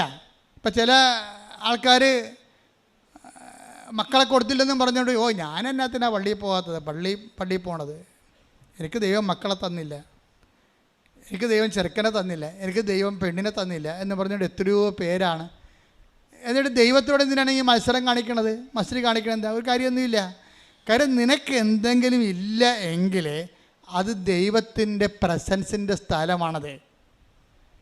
ഇപ്പം നമുക്ക് എപ്പോഴും ചിന്തിക്കണം നിങ്ങളെ, അത് നിനക്ക് എന്തെങ്കിലും ഇല്ല എങ്കിൽ നിനക്ക് ഇല്ല എന്നല്ല എൻ്റെ അർത്ഥം, ദൈവത്തിൻ്റെ ഉണ്ട് എന്ന് പറയുന്ന സ്ഥലമാണത്. ഇപ്പം ഞാൻ എപ്പോഴും എൻ്റെ കൂട്ടുകാരൻ അച്ഛൻ്റെ ജൂബിലിയാണ്, December 27. അദ്ദേഹം ഇവിടെ ജൂബിലിക്ക് കുർബാന ചെല്ലുന്നുണ്ട്. കഴിഞ്ഞ പോലെ ഞാൻ പറഞ്ഞതാണ്. അപ്പോൾ അദ്ദേഹം ഈ അടുത്തത് പള്ളിയിൽ താമസിക്കുന്നുണ്ട്, ഫാദർ ജോസഫ് കിഴങ്ങടൻ. അപ്പോൾ ഞങ്ങൾ ഒരുമിച്ചാണ് അവിടെ, കോട്ടയം രൂപതക്കാരനാണ്, ഞങ്ങൾ ഒരുമിച്ചാണ് അവിടെ താമസിച്ചിരുന്നത്, മേജർ സെമിനാരിൽ. അപ്പോൾ പുള്ളി അധ്വാനബാഹുവാണ്. അപ്പം എനിക്ക് ഈ രാത്രി 2 മണിക്ക് ഭക്ഷണം കഴിച്ചിട്ട് ഒന്ന് ചെറിയതായിട്ട് സിയസ്തയ്ക്ക് വരും, ചെറിയ ഉറക്കത്തിന് വരും. ഉറക്കത്തിന് വരുമ്പോൾ ഞാൻ നേരത്തെ ഇങ്ങോട്ട് പോരും. അപ്പോൾ ഇഴങ്ങാണ് 1/2 മണിക്കൂർ കഴിഞ്ഞേ വരത്തുള്ളൂ. വരുമ്പോൾ എടാ ഓപ്പേ കിടന്നല്ലേ. അപ്പോൾ നോക്കുമ്പോൾ അപ്പോൾ എനിക്ക് ഒരു കീറിയ ബനിയനൊക്കെ ഇടി നെഞ്ചും കൊട്ടത് പുറത്ത് കാണാൻ, ബനിയനും കാണാൻ പറ്റും, നെഞ്ചും കാണാൻ പറ്റും. അപ്പോൾ പറഞ്ഞു എടാ ഓപ്പേ ആരോഗ്യമില്ലാത്തതിന് യൗവനമില്ലടാ എന്ന് പറയും. പുള്ളി പറയുന്ന ഡയലോഗാണ്, എനിക്ക് ഭയങ്കര ഇഷ്ടമാണ് പുള്ളിയെ. അപ്പോൾ ആരോഗ്യമില്ലാതൊക്കെ യൗവനില്ലടാന്ന് പറയും. പുള്ളി എന്നിട്ട് മസിലേക്ക് അടങ്ങി എൻ്റെ അടുത്ത് ഇങ്ങനെ, പുള്ളിക്ക് നല്ല ആരോഗ്യമാണ്. അപ്പോൾ ഞാൻ കർത്താവിനോട് പറയും, കർത്താവേ എനിക്ക് ആരോഗ്യം ഉണ്ടായിട്ട് വലിയ കാര്യമൊന്നുമില്ല, എനിക്ക് 1 കൊല്ലം അച്ഛനായാൽ മതി. ഞാൻ രാത്രിയാകുമ്പോൾ എനിക്ക് ശരിക്കും ഞാൻ കിഴങ്ങാടിനോട് സന്തോഷത്തെ സംസാരിക്കുമെങ്കിലും എനിക്ക് ഉള്ളിൽ സങ്കടം വരും. എന്ന് വെച്ച് കഴിഞ്ഞാൽ ആരോഗ്യമില്ല, ഇപ്പോഴും വലിവ് വന്നുകൊണ്ടിരിക്കും, വലിവും ക്ഷീണമൊക്കെ വരും, എപ്പോഴും വരും, മിക്കവാറും ആശുപത്രിയിലൊക്കെ പോകും. അപ്പോൾ ഞാൻ രാത്രി എൻ്റെ സെക്കൻഡ് ഇയറിൽ ഞാൻ രാത്രി ഒരു 2 മണിയാകുമ്പോഴൊക്കെ എഴുന്നേൽക്കുമ്പോൾ അവിടെ കോറിഡോറിൽ പോയി നിൽക്കും. അപ്പോൾ പെരിയാർ കാണാൻ പറ്റും. അപ്പോൾ ഞാൻ പെരിയാർ നോക്കി നിലാവത്ത് ട്രെയിൻ വരണ വരെ പ്രാർത്ഥിക്കും, 3 മണി വരെ.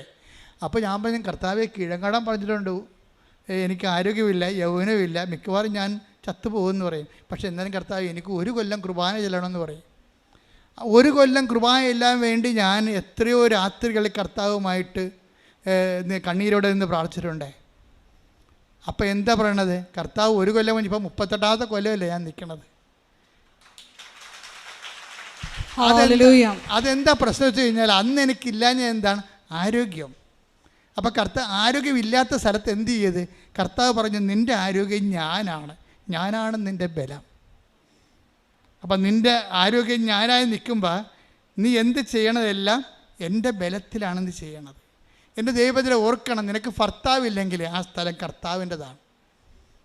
നിനക്ക് ഭാര്യ ഇല്ലെങ്കിൽ ആ സ്ഥലം കർത്താവിൻ്റെതാണ്. മക്കളില്ലെങ്കിൽ ആ 2-3 സ്ഥലത്തും കർത്താവ് തന്നെയാണ് ഉള്ളത്. കൈയടിക്കട്ടെ, ശ്രുതിക്കട്ടെ.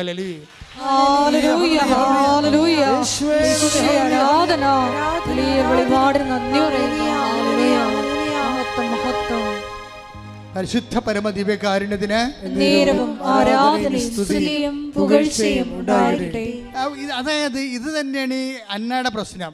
അന്ന താരുണ്യം മുതൽ 12 വയസ്സ് മുതൽ 7 വർഷം വരെ ഭർത്താവിൻ്റെ കൂടെ ജീവിച്ചു.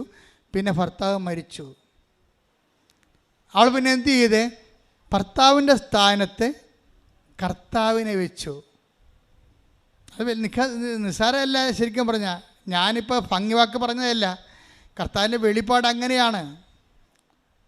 അതായത് ഇപ്പോൾ 54:9 വായിക്കുമ്പോൾ ഐസയായില്ല. Take the word of God. യേശയ്യാ 54:5. നിന്റെ സൃഷ്ടാവാണ് നിന്റെ ഭർത്താവ്. Praise the Lord. ഒന്ന് പറഞ്ഞേ, നിന്റെ സൃഷ്ടാവാണ് നിന്റെ ഭർത്താവ്. സൈന്യങ്ങളുടെ കർത്താവ് എന്നാണ് അവിടുത്തെ നാമം. അതായത് ചില വിധവകൾ വന്ന് എന്നോട് പറഞ്ഞിട്ടുള്ള വചനമാണിത്. എന്താണ്? ഞാൻ വീണ്ടും ചെറുപ്പക്കാരികളായ വിധവകളോട് ചില സമയത്ത് ഞാൻ മക്കളെ ഇനി കല്യാണം കഴിക്കുന്നതിൽ കുഴപ്പമില്ലല്ലോ എന്ന് പറയുമ്പോൾ ഉടനെ ചിലരെന്നോട് പറയും, അച്ഛാ ഐസയ്യാ 54:5. അപ്പോൾ ഞാൻ നോക്കുമ്പോൾ എന്താ പറയണത്? എൻ്റെ കർത്താവാണ് എൻ്റെ ഭർത്താവ്. ദൈവമായ കർത്താവ് എന്നാണ് അവൻ്റെ പേരെന്ന് വെച്ച് കഴിഞ്ഞാൽ ആ സ്ഥാനത്ത്, ഭർത്താവ് നഷ്ടപ്പെട്ട സ്ഥാനത്ത് കർത്താവ് അവർക്ക് ആന്തരിക അഭിഷേകം നൽകും. എന്നാൽ ഇന്നർ അനോയിൻറ്റിങ് എന്ന് പറയും. അവർക്ക് they are living as if there is a healthy husband abide with them. അവർക്ക് ജീവനുള്ള ഭർത്താവ് അവരുടെ കൂടെ ജീവിക്കുന്നതിനേക്കാൾ കൂടുതൽ അവർക്ക് ആന്തരികമായ തൃപ്തിയോടുകൂടിയാണ്. അവർക്കൊന്നും ആവശ്യമില്ലാത്തൊരവസ്ഥയിലാണ് അവർക്ക് അനുഭവിച്ചിരിക്കണത്. ഇപ്പം കന്യാത്വം, ബ്രഹ്മചര്യം എന്നൊക്കെ പറഞ്ഞാൽ എന്താണ്? നിങ്ങളവർക്ക് അതൊരു മെക്കാനിക്കൽ പരിപാടിയൊന്നും അല്ലത്, അതൊരു അനോയിൻറ്റിങ് ആണത്. ഇപ്പം ഞങ്ങൾ സന്യസ്തരായ കന്യകമാരും കന്യാസ്ത്രീമാരും ഞങ്ങളെ ബ്രഹ്മചര്യ അച്ഛന്മാരും ഉണ്ട്. എന്താ ഇത് സംഭവം? അതായത് ഈ മേഖലയെ ഒരു അഭിഷേകം തരും കർത്താവ്. ഈ അഭിഷേകം തന്നു കഴിഞ്ഞാൽ പിന്നെ ശരീരത്തിൻ്റെ ആന്തരിക അഭിവാഞ്ചകളുടെ മേൽ കർത്താവിൻ്റെ അഭിഷേകം വിജയം പ്രാപിക്കും. ആവശ്യമില്ലാത്ത ചിന്തകളോ അതുപോലെ ചിന്തകൾക്ക് അതീതമായി ദൈവത്തിൻ്റെ പ്രത്യേകമായ ഒരു പൊതിച്ചിലെ ഈ വിഷയത്തിലുണ്ടാവും. ഇത് കാത്തലിക് ചർച്ചിൻ്റെ ഒരു ഏറ്റവും വലിയ സ്പിരിച്വാലിറ്റിയുടെ സംഭവമാണിത്. ഇത് മെക്കാനിക്കലല്ല, ഇത് നമ്മൾ ട്രെയിൻഡ് അല്ല, ഒന്നുമല്ല. ഇതൊരു ഹാബിറ്റായിട്ട് നമ്മൾ ട്രെയിൻ ചെയ്ത് എടുക്കണമല്ല. അത് നമ്മൾ ദൈവതിരുസന്നിധിയിൽ ജോലി ചെയ്യുമ്പോൾ സ്വാഭാവികമായിട്ടും ആ ജോലിക്ക് പറ്റിയ ഒരു ജീവിത രീതിയും മാനസികാവസ്ഥകളും ശാരീരികമായിട്ടുള്ള ഒരു ആന്തരികമായ അഭിഷേകവും ശക്തിയും ദൈവം തരും. ഇത് ഈ വിഷയത്തിന് മാത്രമല്ല, ക്രിസ്ത്യാനിറ്റിയുടെ മുഴുവൻ വിഷയവും അഭിഷേകത്തിൽ നിലനിൽക്കുന്നതാണ്.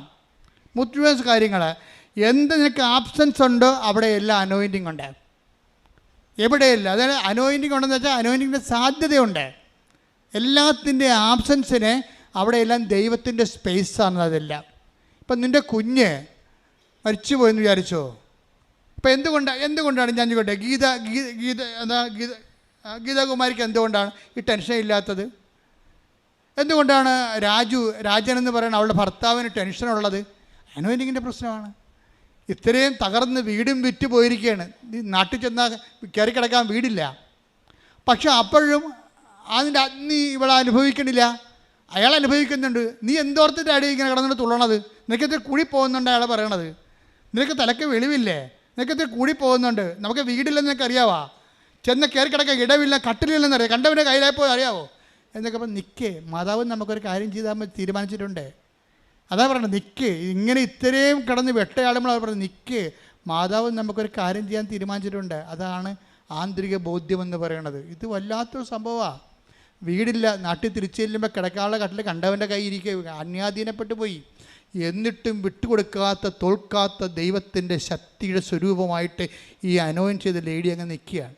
ഉടമ്പടി എന്ന് പറയണത്, ഇതിൻ്റെ റേഞ്ച് എന്ന് പറയണത്, നമ്മൾ ഇത് ആരല്ല പ്രവർത്തിച്ചിരിക്കണത്? ഗീതാകുമാരി എന്ന് പറയുന്ന ഒരു ഫ്രഷ് ഹാൻഡ്സിലാണ് ഇത് പ്രവർത്തിച്ചിരിക്കണത്.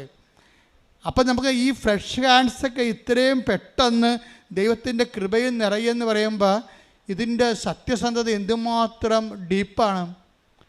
എന്നുവെച്ചാൽ കൂടെ ഉള്ളവനെ നിലക്ക് കർത്താവ് എന്താ പറഞ്ഞത്? അഗ്നിയിലൂടെ നടക്കും. നടക്കത്തില്ലെന്ന് പറഞ്ഞില്ലല്ലോ. 43:2 ഐസയ ശ്രുതികട്ടെ. ഹല്ലേലൂയ, ഹല്ലേലൂയ, ഹല്ലേലൂയ, ഹല്ലേലൂയ. യേശുവേ നന്ദി, യേശുവേ ആരാധന, ആരാധന. യേശുവേ നന്ദി, മഹത്വം, മഹത്വം. ഹല്ലേലൂയ. യേശയ്യ 43:2 സമുദ്രത്തിലൂടെ കടന്നു പോകുമ്പോൾ, സമുദ്രത്തിലൂടെ കണ്ണീരിലൂടെ കടന്നു പോവുകയാണ്. കടന്നു പോകുമ്പോൾ ഞാൻ നിന്നോട് കൂടെ ഉണ്ടായിരിക്കും. ഞാൻ നിന്നോട് കൂടെ ഉണ്ടായിരിക്കും. നദികൾ കടക്കുമ്പോൾ അത് നിന്നെ മുക്കിക്കളയുകയില്ല. അഗ്നിയിലൂടെ നടന്നാലും നിനക്ക് പൊള്ളലേൽക്കുകയില്ല. ജ്വാല നിന്നെ ദഹിപ്പിക്കുകയുമില്ല. ഇതാണ് ആന്തരിക അഭിഷേകം എന്ന് പറയുന്നത്. അഗ്നിയിലൂടെ നടക്കാം, കടങ്ങളുണ്ടാകാം. ഇത്രയും നാളെ കിടന്നുകൊണ്ടിരുന്ന കട്ടിൽ പോലും കണ്ടവൻ്റെ പൂട്ടിൻ്റെ ഉള്ളിലായിപ്പോയി. നാട്ടിൽ ചെന്നാൽ കിടക്കാൻ ഇടയില്ല. എങ്കിലും ആ പൊള്ളൽ നീ അഗ്നിയിലൂടെ നടക്കുമ്പോഴും ജ്വാല നിന്നെ ദഹിപ്പിക്കുന്നില്ല. എന്താ കാര്യം? സാന്ത്വനത്തിൻ്റെ ശക്തി ഇവളെ ദൈവം പൊതിയാണ് ചെയ്യണത്. ഇത് നിങ്ങളിങ്ങനെ വായിക്കുമ്പോൾ അഗ്നിയിലൂടെ നടക്കും, അത് നിന്നെ വിഴുങ്ങത്തില്ല. ശബ്ദത്തിലൂടെ നടക്കും, ശബ്ദം നിന്നെ വിഴുങ്ങത്തില്ലെന്ന് പറഞ്ഞാൽ അങ്ങനെയല്ല. ഇതിനെല്ലാം കറസ്പോണ്ടിങ് അനോയിൻറ്റിങ് ഉണ്ട് ഓരോ വേടിനും. ആ വേടൊക്കെ വായിക്കുമ്പോൾ നിങ്ങളവർക്ക് ഈ വചനം വായിക്കുന്നതിൽ നിന്ന് ആർക്കും എക്സെപ്ഷൻ ഇല്ല കേട്ടോ. കുമ്പസാരിക്കാനൊക്കെ എക്സെപ്ഷനുണ്ട്, പക്ഷെ വചനം വായിക്കുന്നതിൽ ആർക്കും ഒഴിവ് കഴിവില്ല. കാര്യം എന്താണ്? വചനം വായിക്കുക വഴി, അരമണിക്കൂർ വചനം വായിക്കുക വഴി നിങ്ങളെ അഭിഷേകം നിങ്ങൾക്ക് പ്രാപിക്കാനും നിങ്ങളുടെ വിഷയം ദൈവം ടേക്കപ്പ് ചെയ്യണവരെ നിലനിന്നപ്പോൾ സാധാരണ മനുഷ്യ ജീവിതത്തിൽ പോലും കർത്താവ് വളരെ വ്യക്തവും കൃത്യവുമായിട്ട് ഇടപെടുന്ന മഹത്തായ ഉടമ്പടിയുടെ ഭാഗമാകാൻ ദൈവം ഇടയാക്കിയതിനെ കൈയടിച്ചുകൊണ്ട് ശ്രദ്ധിക്കട്ടെ. ഉടമ്പടി എന്ന വലിയ പദ്ധതിയുടെ ഭാഗമായി ഞങ്ങളെ ഉയർത്തിയതിന് നന്ദി പറയുന്നു. കൈകൾ നെഞ്ചത്ത് വെച്ചുകൊണ്ട് കൈ ശിരസ് വലത് കര ശിരസിൽ വെച്ചും ഇടത് കൈ നെഞ്ചത്ത് ഇടത് നെഞ്ചിൽ വെച്ചുകൊണ്ടും പ്രാർത്ഥിക്കേണ്ടതാണ്. ഈ പ്രാർത്ഥനയിൽ മാതാവിൻ്റെ തിരുമുഖം ഒത്തിരി പേർ ദർശനമായിട്ട് കാണും. ഇതൊരു ദർശനത്തിൻ്റെ ഒരു സജഷൻ പറയുകയല്ല, മറിച്ച് ഞാനിപ്പോഴും ഈശോയുടെ മുഖം കേവലമായിട്ട് മാതാവിൻ്റെ മുഖം കണ്ടതുകൊണ്ട് നിങ്ങൾക്കത് കാണാൻ പോകുന്നു എന്നുള്ള സൂചന ആത്മാവിനെ വെളിപ്പെടുത്തിക്കൊണ്ട് ഞാൻ നിങ്ങളോട് പറഞ്ഞതാണ്. മൂക്കിൽ നിന്ന് ചോര വന്നുകൊണ്ടിരിക്കുന്ന വ്യക്തിയെ കർത്താവ് സൗഖ്യത്തിലേക്ക് നയിക്കുന്നുണ്ട്. കണ്ണിനെ എപ്പോഴും ഇടയ്ക്കിടയ്ക്ക് കൂളിംഗ് ഗ്ലാസ് വെക്കുകയും കരുകരിക്കുകയും കാഴ്ച മങ്ങുകയും ചെയ്ത മക്കളെ കർത്താവ് സുഖപ്പെടുത്തിക്കൊണ്ടിരിക്കുന്നുണ്ട്. പയസ് എന്ന് പേരുള്ള വ്യക്തിയെ പേര് ചൊല്ലിക്കൊണ്ട് കർത്താവ് നെഞ്ചിന്റെ ഭാരങ്ങളെ മാറ്റുന്നുണ്ട്. അതായത് മുന്തിരിക്കൊല പോലെ ശരീരത്തിൽ എവിടെയൊക്കെ ചില ഈ ഗ്രന്ഥികൾ രോഗാതുരമായിരുന്ന കർത്താവ് തൊട്ട് സുഖപ്പെടുത്തുന്നുണ്ട്. ശ്രദ്ധിക്കട്ടെ. അണ്ടവാഹിനികളെ കർത്താവ് കാണിക്കുന്നുണ്ട്. ഒരു സ്ത്രീയാണ്, അവരുടെ അണ്ടം ഡെഡായിട്ടിരിക്കുന്നത്. അത് നിങ്ങളുടെ അസുഖം, അണ്ടം ചത്തുപോണതാണ്. ആ വ്യക്തിയെ കർത്താവ് സുഖപ്പെടുത്തിക്കൊണ്ടിരിക്കുന്നത്. ശ്രദ്ധിക്കട്ടെ. ശിരസിൽ കൈവച്ചുകൊണ്ട് ശ്രദ്ധിക്കട്ടെ. ഇടിമുഴക്കം പോലെ ശ്രദ്ധിക്കട്ടെ.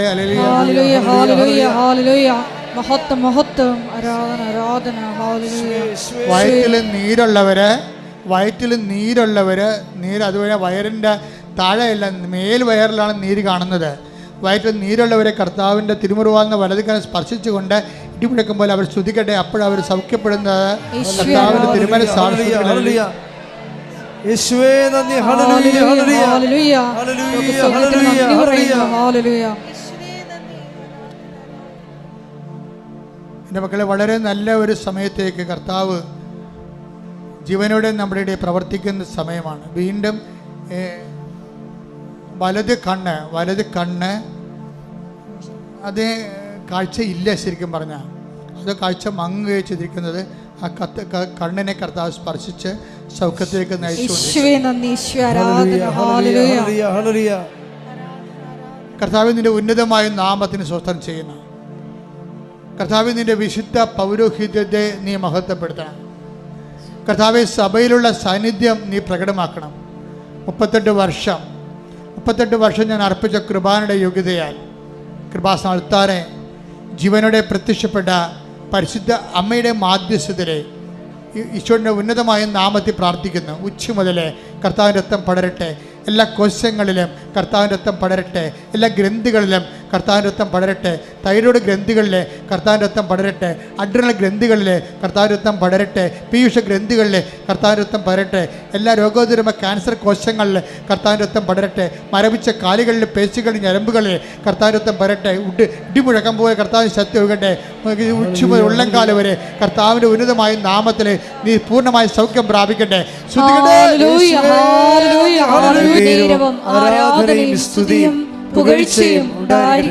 മക്കളെ, കുരുക്കളുള്ളവർക്ക് വേണ്ടി പ്രാർത്ഥിക്കാം. ശരീരത്തിലെ കുരുക്കളുള്ളവരെ, ഇടയ്ക്കൊക്കെ വേദനിക്കുന്ന ഒറ്റ ഊളച്ച കുരുക്കളിങ്ങനെ വന്ന് പൊന്തിയിട്ട് വല്ലാത്ത വേദന തോന്നും. കുറച്ച് കഴിയുമ്പോൾ ചൊട്ടിപ്പോകും. ശരീരം ആസകലം മുതുകിലൊക്കെ കുരുക്കളുള്ളവരെ, ചൂടിൻ്റെ അല്ലാത്ത കുരുക്കളുള്ളവർ, ചൂട് കുരുക്കളുള്ളവരെ, ശരീരം അഴുകുന്ന പോലെയുള്ള അസുഖമുള്ളവരെ, തൊലി ഞെറിഞ്ഞു വരുന്ന അസുഖമുള്ളവരെ, സോറിയാസിസിൻ്റെ അസുഖമുള്ളവരെ, കർത്താവേ, നിൻ്റെ ഉന്നതമായ നാമത്തിലെ തിരുമുറുപാടുന്ന വലതുകരം, അണപ്പെടുതാർന്ന അത്ഭുതകരം കർത്താവെ ത്വക്ക് രോഗികളെ സ്പർശിക്കണമേ. എല്ലാ കോശങ്ങളിലും പേശികളിലും ത്വക്കുകളിലും ത്വക്കുകളുടെ മാരക രോഗങ്ങൾ യേശു ക്രിസ്തുവിൻ്റെ നാമത്തിൽ മാറിപ്പോകട്ടെ.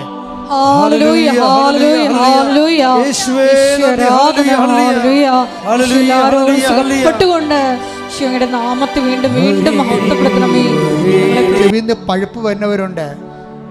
എപ്പോഴും നോള വൈന്ന് തുപ്പല് ഒഴുകി വരുന്നവരുണ്ട്. കൺട്രോളില്ലാതെ ഇങ്ങനെ വെള്ളം ശരീരത്തിൻ്റെ ഭാഗങ്ങളിൽ നിന്ന് വരുന്നവരുണ്ട്. ശരീരത്തിന് അറ്റവും അറുതിയില്ലാത്ത വേർത്ത് പോകുന്ന ശരീരമുണ്ട്. എപ്പോഴും വേർത്തോണ്ടിരിക്കുന്നവരുണ്ട്.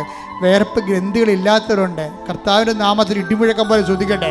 കർത്താവിൻ്റെ ഉന്നതമായ നാമത്തിലെ സഭയുടെ അധികാരത്തിലെ അടയാളത്തിൽ എല്ലാ ഗ്രന്ഥികളുടെയും എൻഡോക്കളെയും ഗ്രന്ഥികളെ ക്രിസ്തുവിന്റെ നാമത്തിൽ സൗഖ്യം പ്രാപിക്കട്ടെ.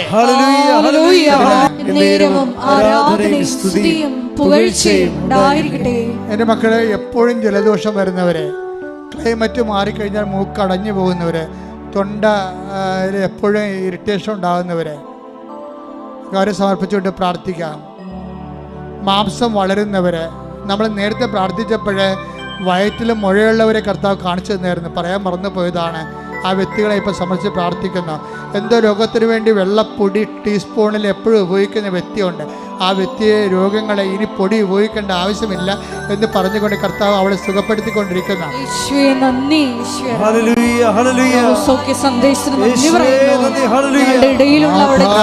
ഭേദത്തിൻ്റെ അലർജി, അങ്ങനെ വ്യത്യസ്തമായ അലർജി രോഗമുള്ളവരെ, അലർജി രോഗങ്ങൾ കാരണം വിട്ടുമാറാത്ത രോഗങ്ങളുള്ളവരെ കർത്താവിൻ്റെ ഉന്നതമായ നാമത്തിൽ മാരക രോഗങ്ങൾ മാറിപ്പോകട്ടെ എന്ന് കൽപ്പിക്കുന്നു.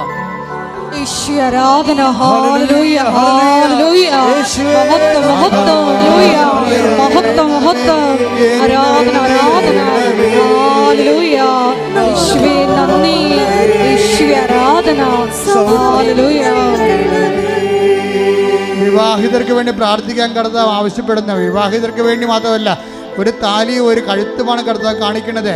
അത് വിവാഹം കഴിച്ചവർക്ക് വേണ്ടി കൂടിയാകാം. വിവാഹം കഴിക്കുന്നതിന് വേണ്ടി പ്രാർത്ഥിക്കുന്ന, വിവാഹത്തിൻ്റെ അനുഗ്രഹത്തിന് വേണ്ടി പ്രാർത്ഥിക്കുന്നവരാകാം. അതേസമയം തന്നെ അങ്ങനെ ചിലപ്പോൾ വേർപിരിഞ്ഞ് പോയവരാകാം, അല്ലെങ്കിൽ ഡൈവേഴ്സിൻ്റെ വക്കിലെത്തിയവരാകാം, അല്ലെങ്കിൽ കേസ് പ്രതീക്ഷിക്കുന്നവരാകാം. കർത്താവെ, ജീവിക്കുന്നതിനാൽ ദൈവമേ, കണ്ണീര് കൊണ്ട് ജീവിത പങ്കാളിയുമായിട്ടുള്ള ജീവിതത്തിൽ തൃപ്തിയില്ലാത്തവർ, സന്തോഷമില്ലാത്തവർ, ജീവിതം തകർന്നല്ലോ എന്നോർത്ത് കണ്ണീർപ്പെടുന്നവർ, ജീവിത പങ്കാളി കണ്ടെത്താൻ കഴിയാത്തവർ എല്ലാവരുടെ മേലും ദൈവത്തിൻ്റെ കണ്ണച്ചൊരിയട്ടെ.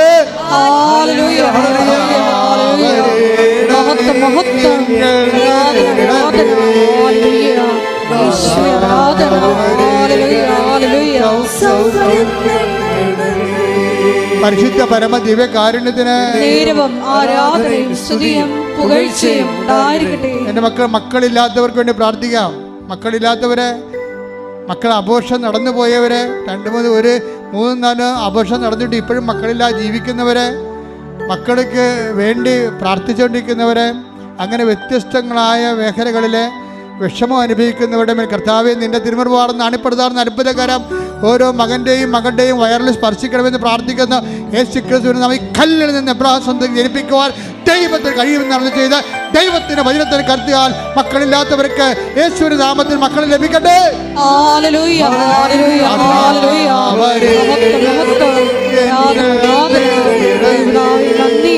ദേവരാവേ മഹത്വം, ദേവരാവേ ആരാധന.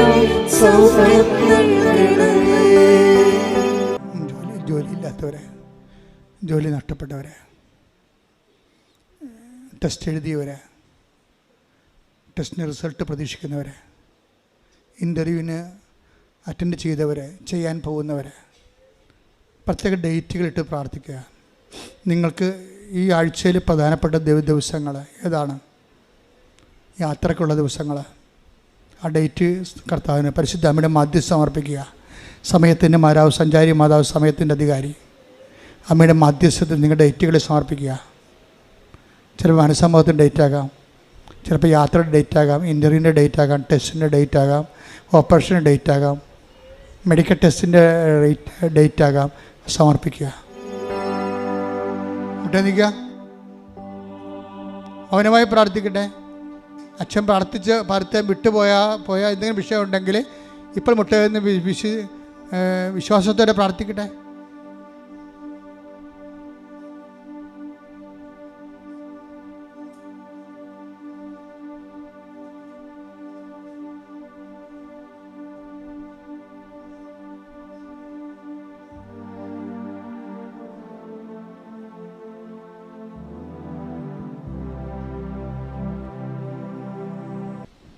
ഒരിക്കൽ കൂടി മരിയൻ ഉടമ്പടിയിൽ സമർപ്പിച്ചിരിക്കുന്ന എല്ലാ വിഷയങ്ങളും, ഒപ്പം തന്നെ നമ്മുടെ ജീവിതത്തെ നൊമ്പരപ്പെടുത്തുന്ന വിഷമങ്ങളും ദേവമാതാവിൻ്റെ മധ്യസ്ഥയിൽ ദിവ്യകാരുണ്യ സന്നിധിയിൽ സമർപ്പിച്ച് ഒരു നിമിഷം നമുക്ക് മൗനമായിട്ട് പ്രാർത്ഥിക്കാം. ഇന്ന് വചനത്തിൽ ശ്രവിച്ചതുപോലെ നീ ഒരു പ്രാവശ്യം പറയുമ്പോൾ അത് 2 പ്രാവശ്യം കേട്ട് ഉടമ്പടി നിബന്ധനകളെ ഏറ്റവും വിശ്വസ്തതാപൂർവം ദൈവസ്നേഹത്തോടെ പാലിക്കുവാനുള്ള വലിയ അഭിഷേകത്തിന് വേണ്ടി പ്രാർത്ഥിച്ചുകൊണ്ട് ശിരസ്സ് നമിച്ച് നമുക്ക് ദിവ്യകാരുണ്യനാഥൻ്റെ ആശീർവാദം സ്വീകരിക്കാം.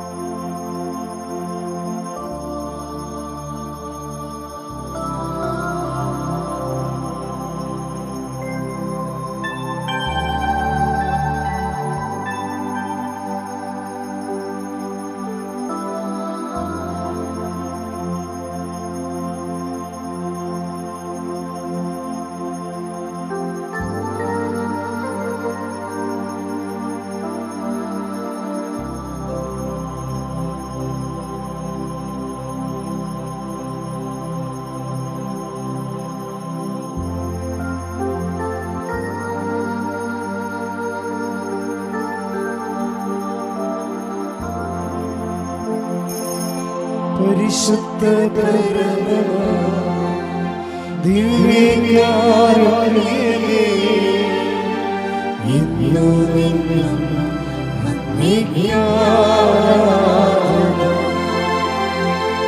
പരിശുദ്ധ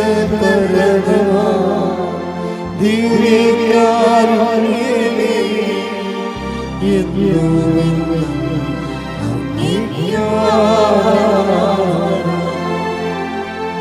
പരിശുദ്ധ പരമ ദിവ്യകാരുണ്യമേ